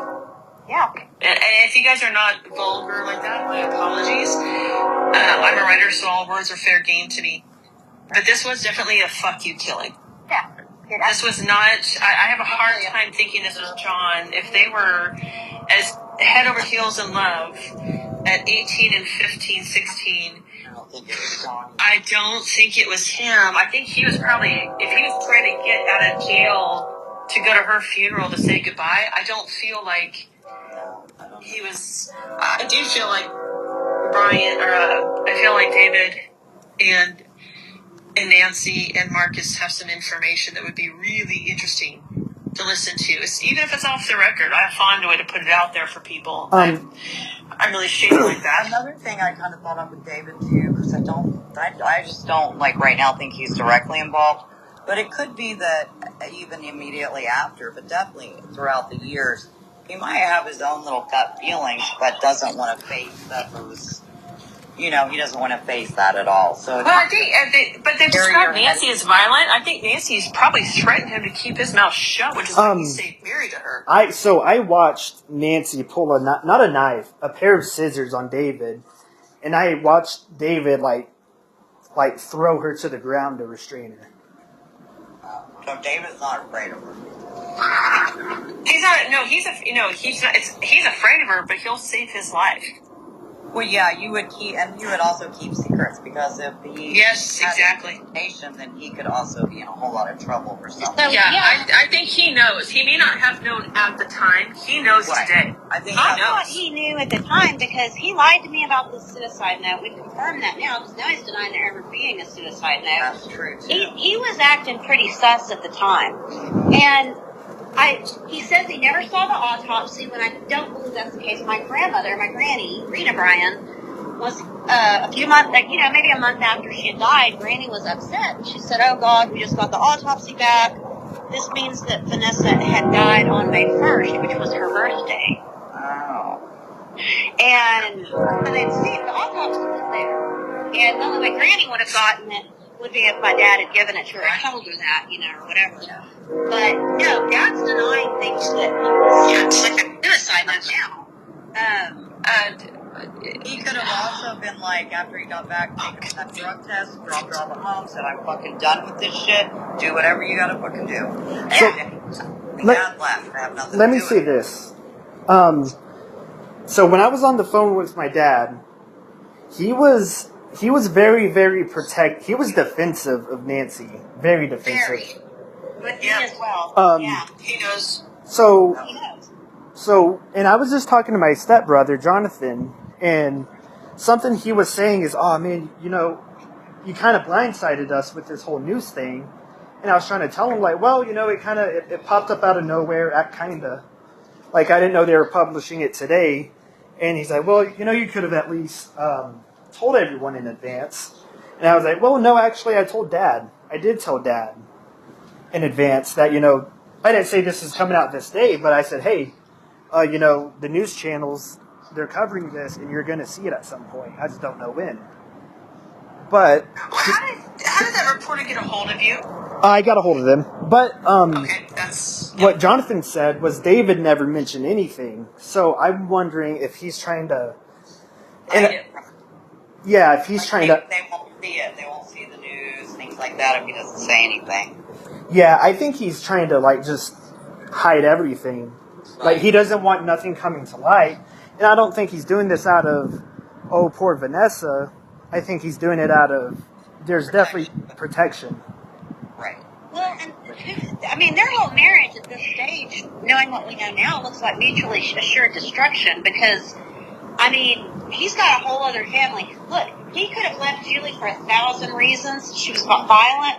He was always having to get her out of jail for child abuse. It was a bad deal. And he didn't until Nancy showed up and he had a better option. He has another girlfriend with her family, and he stays with Nancy, despite the fact that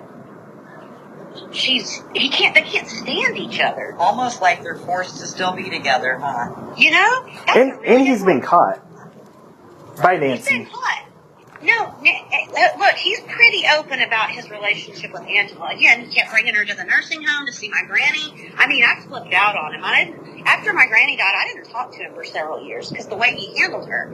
And, that was just disgusting to me because it's like, and when he was here in March, Daniel brought Dad and his wife and child, and Dad spent the night here a couple times, and we'd been drinking a little bit, and I was like, Dad, I get on to him about Angela, and I'm like, what?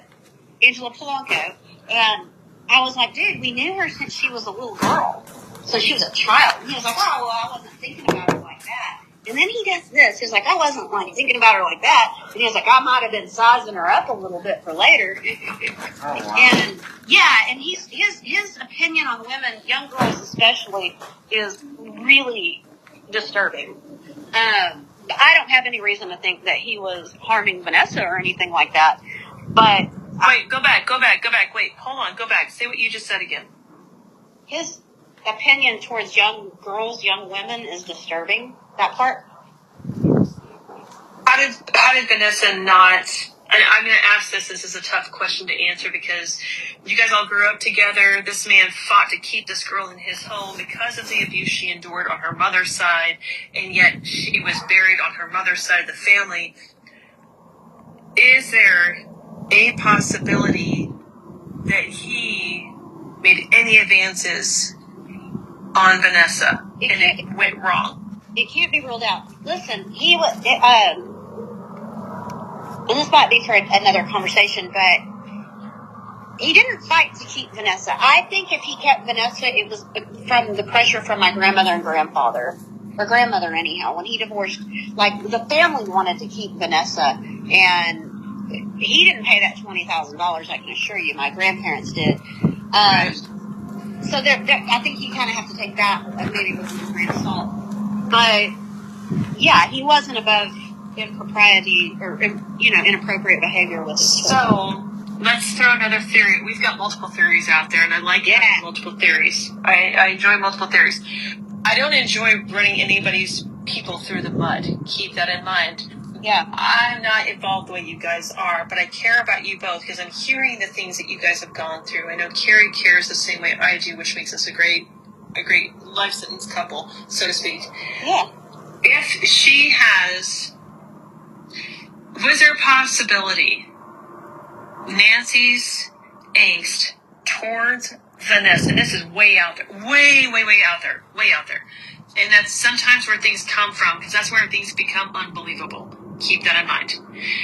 Is there a possibility that your dad has some sort of sexual deviism to him, where maybe he'd been molesting Vanessa for years, and she may not have known, right? They may have been little things here, there, off and on until she became of that blossoming age. Right. She has these specific bruises on the inside of her thighs, down to her knee, up to her feet, which could or could not be conducive with something sexual, whatever. We don't like to think about those things. Is it possible that your dad was that person with a child that was not his biology? It was possible that he was that person with a child that wasn't his biology. He's a creep. Okay, so we already... That's what blows this thing about. So sometimes these kinds of things, they go dormant and they go to this whole suicide thing because the truth is so unreal. Right. And especially in a small town of 1,500. I graduated from a town of 1,000, so I do understand the dynamics of knowing everybody. If you cough the wrong way or cough a different way, everybody's going to talk about it in the newspaper. That's how it works. It's fine. When I Wait a minute. So I get it. Yeah. Brianna, do you remember what Dad, just recently, what he always... So, we could be switching directions here. Do you remember what Dad just even said not that long ago? He said, if there's one place you can commit murder and get away with it, it's the net. Yeah. So, what if he's onto something? What if he knows he could get away with something? Because he's from that town. I take it, if he's old money, whether it's his or not, is immaterial. He has access to manipulation. But if they've been there long enough, And I say this because Kari and I have been working on another case in the Panhandle, specifically Oklahoma, where generational establishment makes a difference. We've all seen the Murdaugh murders, you know? Yes. So this is different. So Kari and I have been working a case in the Panhandle of Oklahoma for the last couple of years, and the depth to which one person had in terms of power is unfathomable to me and Kari. It just blows our mind because there's no major metropolitan area within hours. Yeah. People can get away with shit all the time. And because the town is so secluded and so isolated, things of abnormal natures can take place and get buried, and nobody ever knows. Well, yeah. And if you've got a guy that's a pedophile, and he can pay $20,000 for his person, he can, like, I don't know if he was that way, but if your dad made some interesting comments about young ladies, and he got his daughter's best friend pregnant potentially, this is interesting. Very. Let me just say this. Daniel had uncovered, I didn't know about this, but this will kind of give you a little bit of into the mind of Vanessa. Daniel had uncovered when he was looking for these police records, before he didn't find any of those police records, but what they did find was a rape case where Vanessa had been raped the year before by an older man in Stinnett. He was a couple years older than me. I know who he was, but I didn't know about that. Vanessa didn't tell me about that. I remember her asking me about that guy, but she did not tell me about this rape. And it was a situation where, they were at a house party. I think she was intoxicated. And so Vanessa was capable of keeping secrets like that. I see exactly what you're getting at, and I don't think you can rule it out. Right. Okay. He was inappropriate. I was never raped, but he was inappropriate with me after my mother. So I'm coming to you from a person who has been molested by a family member, specifically a brother. Yeah. And you understand this, right? You have a different relationship with your sisters, be they step or half or full. Your relationship with your female relatives is different than that of your male relatives. You have kids. Do you have sons and daughters? I have daughters. Okay. So I have sons and daughters. The relationships are different. And you can do this with males, females, of anything. Doesn't matter. The relationships are different. Take the sexuality out of it altogether. No, I don't care who the person is. It is different. It is very different. So I have if you have 2 granddaughters and a grandson, and let me just say, I've been waiting for this male. Right? Yeah. Boys are awesome to raise, by the way. Just let me tell you. The girls suck. Yeah. But I don't like to think about it's more common for adult men to be attracted to underaged women. Right. My only thing with that would be that would suggest it would be pre-planned, and I don't feel like this was pre-planned. I don't think it was either, because he took her for a drug test that day. So if he was, that's right. per his text. I don't think that's per his text, and they've already said that Dad changes his story. Right. And we need to go back and look and see but what there the was a drug protocols test were. in her pocket dated May. She had the drug test in her pocket though. So correct, and it was a one-off because that was not normal. We need to go do some looking around and poking around, but that doesn't. It sounds like a one-off. Actually, I want to know what day these people heard that gunshot. Somebody said they were getting ready for a banquet. I want to know when the athletics banquet was for Stinnett in the year of 2000, and I want to know what her attendance record looked like. Yes, on the drug test, I can confirm that was actually Vanessa. The chief of juvenile off the record confirmed it for me. she did. That was that day.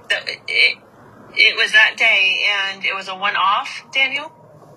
What's a one-off? What is that? So one-off being, that was the only time. It was an unusual occurrence. This was not a typical thing to have Vanessa do. No. No. I wouldn't know about what Vanessa's, like, the whole drug testing situation, but I can only confirm the chief of juvenile off the record confirms that That's fine. Yeah. Well, That's even good. he said, even Dad, oh God, what was I going to say? Even Dad had said, we had talked at some point. He was like, yeah, we talked about Vanessa doing drugs, and I was just like, I don't think she's doing drugs like that. This was while she was alive and not missing. And we had talked. He was like, no, she keeps running around with John like this. I'm going to send her to, like, you know, those camps for bad girls. They wanted to send me to one too. I might send all my daughters to one, but that's different. I mean, really, right? Jerry. Mine are all Oh my grown God, out of the Jerry. house, and I still want to send them sometimes. Me too. But we're talking about Vanessa with, she's a good student, and I thought about this today, and I'm thinking, like, why would a good student, because I was a good student, I loved getting A's, but I hated my home life, my school life was my ability to live, right? So if I got, so if I got an A, that meant I was doing life well. If I got a B, that meant I need to push myself harder, and I did not like getting B's, I still don't. So I presume that if Vanessa was told by the boyfriend, hey, you can stay up longer and you can study harder if you take this amphetamine, because amphetamines are not downers, they're uppers. Right. Right? That means if she takes them, she can stay up longer. And so even if she was an addict, she wasn't an addict, if she was a user, she used it to stay up and study because she wanted to get the hell out of town and do something different. I identify with Vanessa. I really do. She was not depressed. She was not anxious. She wanted to move on to the next level of life. Well, and I had taken her to Austin. We had gone to see UT. She wanted to go to the University of Texas. Oh, that's awesome. She's goal oriented. She is not. Yeah. So I stand by. Those months after I got sick with Guillain-Barré, I don't know. Everybody just made it sound like it just really torpedoed for her. But I don't think so. I don't think so. And when I talked to her, she wasn't doing great. She wasn't in the best of spirits or anything like that. She was sad. And when you're close to somebody, and Kari knows, when Kari can confirm this as of this week, if I go silent, people flip out. Brianna, you might be the same way. If we're not out there texting people, they're like, where are you? What's happening? Are you okay? Did you die? What happened to you? Are you in a hospital? Most people threaten to call the police if I don't respond. Correct. Kari, I go 3 days without a text, and Kari's like, are you okay? What happened? Did somebody fuck you up? And I'm like, it's fine. I was just doing some work. And I feel like I should make something up to make her feel like she's right? Because you're like, fuck, I didn't need to upset her. Shit. But you just kind of, we're the same open, extrovert type of personalities. We just go do our thing, and we can be cool with people. We find the ones we don't like, we're like, yeah, today's not your day. What about the purse? Does she have... Do what? What did you say? Does she have any close friends other than her boyfriend at that time? Other than Polanco. Good one, Kari. Or was she just like in one of those relationships? Okay, so go back to about the guy and that's it. Wait, hold on. I want you to answer Kari's question. But Polanco was the best friend. How did that relationship move or change after Daddy started sleeping with Polanco? We don't know when he started sleeping with Polanco. I just know she was in contact with him as early as 2004 because that's when she called me and said he gave her my number. And that's what he's famous for. He's always sending Angela to stay with me or Angela, Briann, or my Josh, or my brother. I mean, if he has a kid he doesn't know what to do with, and Angela Polanco falls into that, he tries to, marry him off to Josh or send him to me to take care of or whatever. And so I don't know for a fact that he had any. It's just that comment he made when he was here. He was like, I wasn't thinking. He was sizing her up for later. It's like, that's creepy, man. And Polanco would have barely been of age. That's that's the point I was trying to make earlier. She may have developed into that woman figure, but there's still that's a physical thing that lacks the psychological thing. Oh, Polanco was developed. Oh, she had to have been, because I don't think your dad's into not curvy women for some reason. Yeah. Boy, you're right about that. So what did she say about this? What was her comment? Oh, good one. What was her comment on that Facebook post? I didn't see it. And what has she said about this, if anything? She's just like, on her actual Facebook, she's like, thank God somebody's finally looking into this. She comments that Sarah McLachlan song, Arms of the Angel, because that's what we played at her funeral. She's not, I don't know that, sometimes it's hard to tell what she's talking about because her grammar's just really whack. But, and on the Facebook post for the News Channel 10, she had said something there too. Just like, thank God they're looking at this. So what she's saying on Facebook's a little different than what my dad had expressed to Daniel, it sounds like. Yes, I'm not sure I trust anything your dad or Nancy says. I almost automatically suspect that whatever they're saying is absolutely false at all times. Well, so they just adjust their story to counter the narrative to try to make it believable. That is what it sounds like. So when I had a conversation with him a couple of weeks ago, and it's on the recording, and I'll send it to you. By the way, send me your emails. The file's too big for me to send on the phone. But yeah, you're getting emails for sure. Just so you know, my recordings, they have to come through text. I can't send it any other way. Oh, yeah, we'll figure it out. No worries. When I was on the phone with him the other day, we had just been talking about the gunshot, because I had remembered, I think it was after Vanessa was found, somebody had said, yeah, there was a gunshot. I think Nancy had said, yeah, somebody reported hearing a gunshot. And I was like, okay, whatever. Didn't think much of it. But Dad and I were on the phone the other day, and I'm just going based on the witness statements, lack thereof, rather. And I was like, well, nobody heard a gunshot? And Dad was like, yeah, that's weird to me. He also said he didn't think she died the day that she went missing.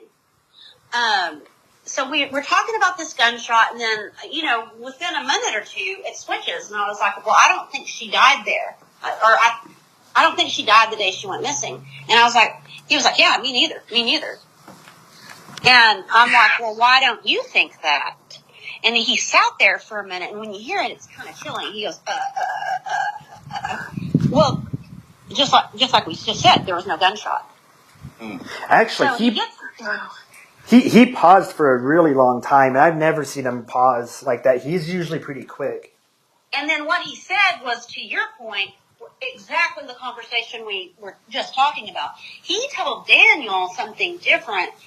Told Daniel he thought the body was moved, right, Daniel? Yeah, and we were kind of talking about like where she got shot at, but without being prompted with any questions or anything, he comes out and says, I don't think that's where he said he thinks that her body was moved at one point. Well, he's probably right. Yeah, he is. I agree with him. What the hell does he think happened? Like, she committed suicide, and somebody's like, lawn, and they were like, oh, this is yeah, the HOA is going to get me. I better get this guy out of here. Yeah. Oh, Brianna. Okay, that's funny. That's funny because I'm an HOA president, so that's fucking hilarious. Yeah, I appreciate that. Brianna, tell him about the Hobson story, actually. Okay, so there was this dog, a devil dog. He was a little Lhasa Apso, and he was my granny and granddad's. He was my granddad's. And he was mean. He bit. And he hated my dad. But I'm on the phone with my dad. What was it? A few months ago. It was right after they had left. So it was maybe May of this year. Maybe. April. And Dad's on the phone, and kind of out of nowhere, first of all, he was telling me about shooting his dog because the dog bit somebody. And then he was like, well, I think Briann, our sister, killed Hobson. Well, my brother Josh had told me that Angela had told him that Angela was whipping him around by his legs, and he had a heart attack and died. Nancy didn't like this dog, by the way, and this would have been right around the time that they had moved into my grandmother's house. They moved into her house and sold his house to take care of her because she had Alzheimer's. Sorry if that's too much. Very good. But then I was like, no, I don't want to hear that. I don't know why he's telling me this. I hate dead animal stories with a passion. He knows this about me. And then he's like, yeah, so I was like, no, Josh told me. And he was like, well, what did Josh tell you? And I'm like, explained that Angela was wrangling him around by his legs. And he was like, no. What happened was Angela took Hobson on a walk, And then she was whipping him around by the leash, like by his neck. And it killed him. And then he was like, but I don't think Angela did that. I think Angela did it, but I think Nancy put her up to it. And I was like, what? And he was like, yeah, I think, and he used the word murder. I think Nancy had Angela murder the dog because Nancy didn't want the dog in the house. And that's how Nancy handles things when she doesn't like them, or it was something like that. That's how Nancy. Oh, that gives her plausible deniability. And you have to understand, when I'm on the phone with him during all of this, That's creepy, isn't it? I already know that I already know that these files are missing. I think I had already seen the autopsy. I'm not sure. I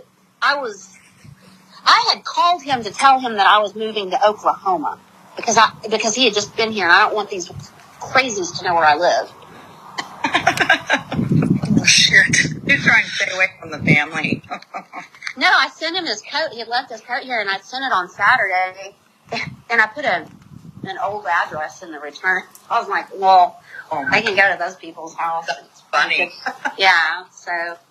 But no, him saying that, and it's just the wording of it. Like, he used the word murder, and that's how Nancy handles things that she doesn't want around or whatever. I mean, it was very similar to her asking me if I had ever seen or smelled a dead body. I'm not left speechless very often, so when I am, it's a notable occasion. I was aghast when both of those things were said to me. Well, and especially when you've had a death in the family, most people would be a little more cautious of things they're saying, too. You know? Right. And then sometime later, after that, something he mentioned to me, we were just talking one day, and we were talking about cemeteries and where his dad was buried. Yeah. And he tells me out of the blue, he goes, oh, Daniel, in case this happens, I want you to be in I don't know how he worded this part, but he said he wants me to be in charge of his funeral services. And he goes on to say I think Nancy's going to cremate me, and I don't want her doing that. And instantly, where that took my mind to was a suicide letter. Yes, mine too. Yeah. So when he said... So that kind of language is like somebody planning an estate kind of thing. That's not shit a 15-year-old's thinking about. Right. Yeah. I don't... We're going back to the psychology of the suicide note. That goes two ways. That goes to Vanessa's psychology and Nancy's psychology. If Nancy can put her hand, or she can put the pencil, the pen, in Vanessa's hand, hold Vanessa's hand, and write the note, then in her mind, Vanessa technically wrote the suicide note. That makes her deviated mind believe it. She's a pathological liar. Nancy's dumb enough to believe that too. Those two letters look exactly the same. Like, that doesn't look like somebody just deliberately being sloppy. It's like you say. It looks like the mechanics are off. Like, it's way off. The pen doesn't lift. It doesn't hit. Yeah, it's inconsistent. When I look at the others, I can see where Nancy's been around Vanessa for years. She knew Vanessa's handwriting.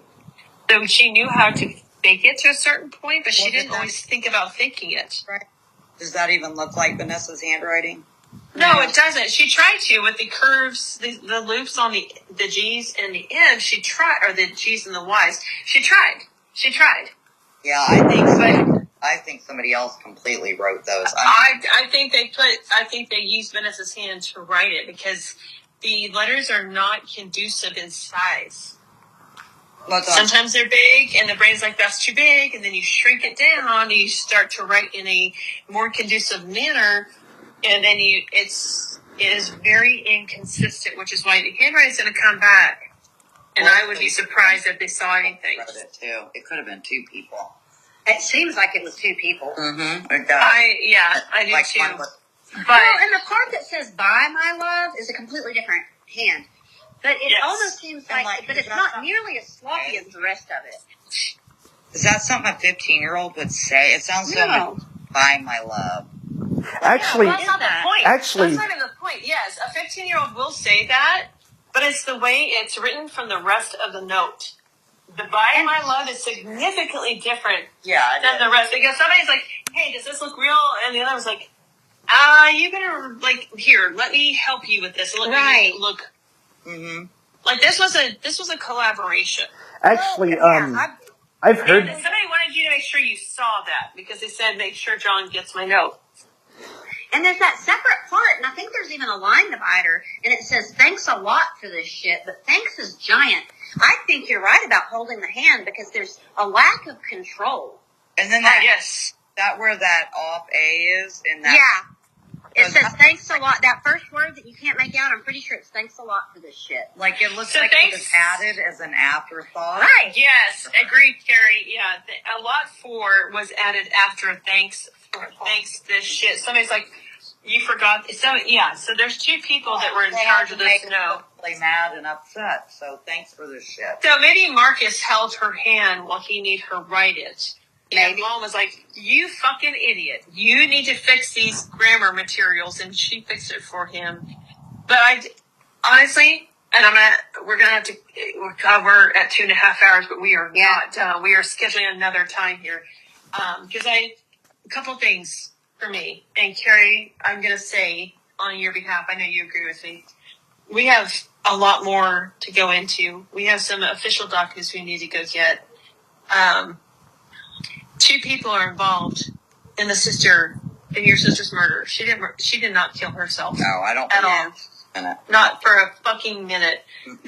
Nothing aligns with a 16-year-old who was so 16. She was only 16 by a couple of months. So this is not an established. And these relatives are acting surprised that these claims are coming out. But you have to understand, I have been on about this shit since 2000. Right. You know? Well, you know what? So, you know what? I think there's something to be said for going and trusting your gut, and I am strong on trusting my gut because it's the only thing that never leads me wrong. Yeah. Correct. Correct. Gut feeling, both of you, that something just wasn't right. And correct. That you are absolutely correct. Something is not right. And good for you guys for doing this because, I mean, I imagine it might be stressful now. It'll probably get a lot more stressful. And I don't know how your family is going to react, you know? Regardless of how the family will react, how they've always reacted, because we're not going to go public yet. But, you know, when I got into this with Kari, I thought, I'll make a few blogs, whatever. But I honestly think this goes further than that. We don't have to include the other siblings, because I know how you guys feel about including the other siblings. They're not trustworthy. So I'm going to ask you both to continue working with us. Nobody has done any coverage on the story other than the one freaking article. And that's not enough. Your sister didn't kill herself. That's not fair to her. Yeah. That is not fair to her. She was a victim of a homicide. Yeah. And probably very domestic. Well, we'll try. Very domestic. We're going to try to FOIA everything that we possibly can. Right, before it becomes official. Once it's activated, we're fucked. Yeah, I think we have to figure out where John was during all this. Was he free? Exactly. So here's what I'm going to put out there. We keep this group chat open. I know that me, Kari, and Daniel have been talking on Facebook, but Briann's not on Facebook, so I'm going to ask that we keep our information to our chat group so we all have the same information all the time. Yeah. And Kari and I are going to FOIA some things. Kari knows that situation better than I do. I'm still learning. But we're going to FOIA whatever we can. We're going to ask you guys to give us everything you have first before we start to go through the FOIA process so that we know what to ask for. Right. Right? Because if it's not an officially open case, there is a chance we can go get the things that are not already provided. And then we'll go from there. Yeah, but once they do it, if they do officially open it, then that'll change shit. Stand in the way of being able to get things a lot of times. And I really good idea. So yes, find out where John was during that time.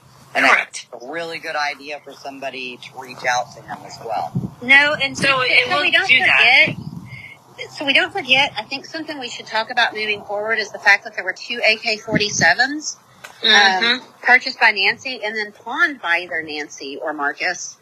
And then also Daniel, I think, had a conversation with Julie, and Julie had a run-in with Nancy at like a Walmart or something, and Nancy and her mother were taunting Julie about Vanessa. Wow. So I'm going to ask, Kari, I'm going to do this on the behalf of both of us, so if you don't like it, stop me. Daniel and Brianna, I'm going to ask you both to please stick with me and Kari when it comes to the intimate information. We're very, very specific. We're very, very careful. We are very much about doing the right thing for the right reason. And all about the victim. Yeah. We do not, we want awareness. And I want to start, Kari and I are both writers, and we need to start putting together a story. I don't like Googling your sister's name and getting one flipping article. That really irritates me. Well, and just that, this victim blaming where she was this deranged drug addict. Correct. Exactly. That's why I want you and I want Daniel's. Even though, Daniel, you were 3, I still want those experiences that you understand. Firsthand, secondhand. I do like the way the reporter put it, the mosaic of memories. That was pretty, wasn't it? That was very pretty. But Kari has built a channel on YouTube that has built such incredible credibility. I want to bring this story to the channel. I know Kari is on board with that. Because it's, as long as it's not an active investigation, before it becomes active, we'd love to bring you guys on to talk about this. Once it's active, I think it's best we keep you guys off, because that probably helps the situation best for Vanessa's sake. Yeah. But I don't want this to be the last time we talk. I still have more questions. I had a lot of questions answered today, but I have a lot more. I'm going to talk to our person after our conversation.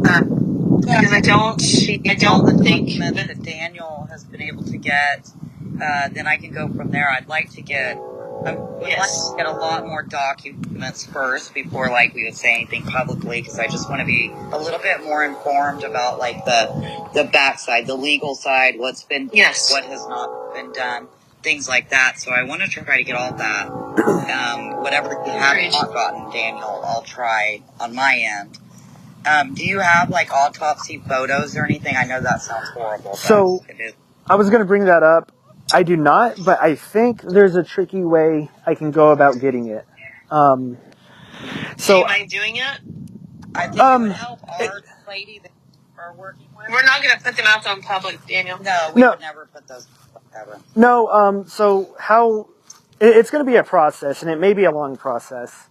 But the way I think I can go about doing it, I already reached out, and I lost their contact. I got to find them again. But I have somebody in Lubbock, Texas, who will do the autopsy and re-examine it. And what I believe they can do is get those photos and video tapes from the original people. Therefore, by doing that, I'm pretty sure they'd give us access to, because they are third party. They are not, that might be rough to say, because they're only going to do this with the permission of the Texas Rangers. So, but they are willing to reread the autopsy. Well, that's good. They will work. find all the glaring inconsistencies that all of us are seeing. Yeah, so the first things we got to do is they're requesting $1,000, which whenever that gets paid, that's the second thing we have to do. The first thing we have to do is get permission from the Texas Rangers. But what I'm hoping is once it gets all said and done, they'll give us the records of everything. Okay, you already spoken. Who's spoken with the Texas Rangers? Are they actually getting it? Are they getting involved or no? Okay, that everything's. So the reporter that had published that article has talked to them. Okay, so let's. When is the next time we are all available to chat? I'm pretty open the next 2 weeks. I'm open. I'll just make myself available whenever. Outstanding. I have a pretty standard 9 to 5, but it's kind of flexible too. So are weekends better? Yeah. So I will be in California next Sunday, a week from today, but I'm in a hotel. No big deal. Do we want to go for next Sunday? Yeah. Okay. Yeah, that gives like a week to try to get some stuff and see Exactly. and then kind of regroup and see what we've been able to accomplish over that week and what we've learned and stuff. And any other questions? Perfect.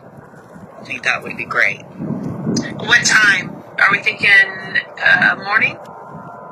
Yep. Anything's good for me. Is Yeah, 10 Daniel a.m. has good? 2 small children. He's the one with the... I understand. It's 10 a.m. Sunday morning next week. Good? Yeah. Daniel? Yeah, that's good. Alright, so I'm going to put that on the calendar right now. And Use that text message for group or anything. yes, New. anything that comes up, anything, a document, a link, anything. I'm invested. I presume Kari is as well because of the way we've been chatting with you guys. There's a lot to open up about this, a lot of awareness. If nothing else, we put the word out. The ultimate goal, right, is to get them to reopen it and to actually investigate it. So before we do that, Kari, let's go do FOIAs. Yeah. Once they reopen it, they are fucked. That's the ultimate goal. That's the goal. And Are you certain that it hasn't been reopened, Daniel? Do what? Are we certain? You're breaking up. Do what? Has the case been reopened? Is Vanessa's case reopened officially? Okay, I have no idea because I know they're investigating it. I don't know what the technical terms for it being reopened, but the AG said, all I know is the AG is going to give it back to Stinnett PD because they didn't find anything wrong with them. But as you saw on the internet, Stinnett PD is kind of down right now. So I don't know what's going to happen with that. Okay, so... I do know the FBI are involved, and the Texas Rangers are assisting. Well, So and do the us a reporter... favor. Uh-huh. Yeah, no, go ahead, Briann. The reporter, Sarah Clark, had talked to one of the Rangers, kind of like you. She was working on another cold case, and she had told them, the Rangers, please do not give this back to the Stinnett Police Department. Okay, so with that, do you guys have access to that reporter's information so we can contact her? Yes. Yeah. Will you send that to us and let her know that I'm the cold caller between me and Kari, so let them know I will contact them on behalf of this case for you guys. Will you guys do that? Yeah. Okay. And then, so I'll start with her.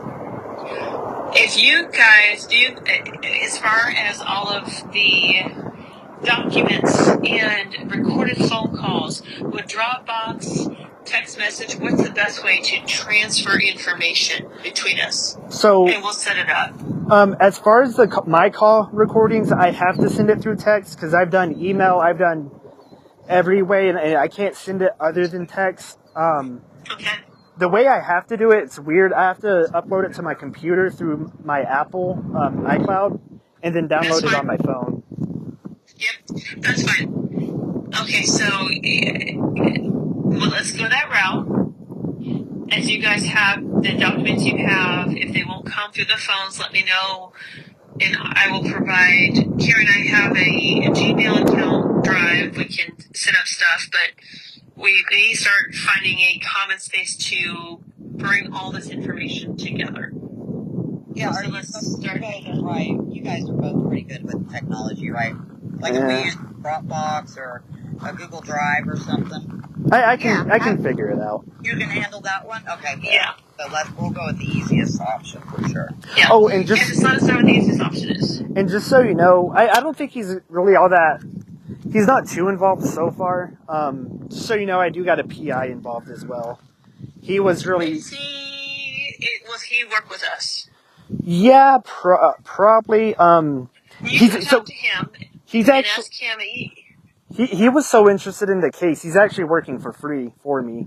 So I think. Perfect. If you had to pay or not. Who is it? Oh, it's called the Perkins Agency Group. Oh, I haven't heard of it.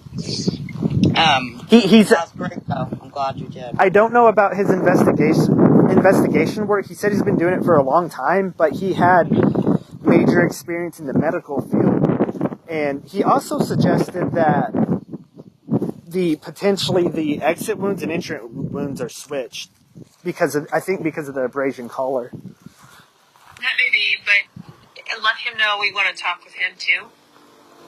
Yeah, We're not PIs, just let him know. But we want to talk with him and get his understanding of his expertise. Okay, and he hasn't really been too involved because once he heard AG and Rangers were involved, he kind of backed out, but now he's back in. Okay, no big deal.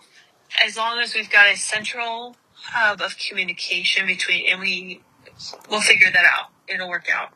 Yeah, I think something like that should be good. Yeah. So, I cannot tell you how much I appreciate both of you being so open and so honest and so vulnerable and so heard. People always back off in one of those spaces, but you guys. Well, some people they want to share a story. They want closure, but sometimes families don't want to share everything, and sometimes those little details that are left out mean everything. You know what I'm saying? Agreed. And I understand. This has been a 25-year nightmare for me. Yeah. Correct. So it's all we can do. We can't solve it, but we can bring a lot of awareness to it once we start talking about it on social media. Well, we can it just changed her story. She wasn't a maniac, Yes. Yeah. Yeah. Exactly. She deserves a little more than that, I'd say. Yeah. Absolutely. Yeah. Absolutely. Very much so. And I really am at the point that she deserves justice too. Dear Lord, yes. Somebody deserves to her, in my opinion, and Absolutely. somebody needs to pay for it, and she deserves that. And good on you and Daniel for doing this. Daniel, A lot of work trusting us as well. Yeah, certainly. Gentlemen, I look forward to it. If there's anything that comes up, just let us know. Go to the group chat. We'll talk to you all soon. All right. I'll send this recording pretty soon. Yes, please do. Thank you both. Bye, guys. All right. Bye.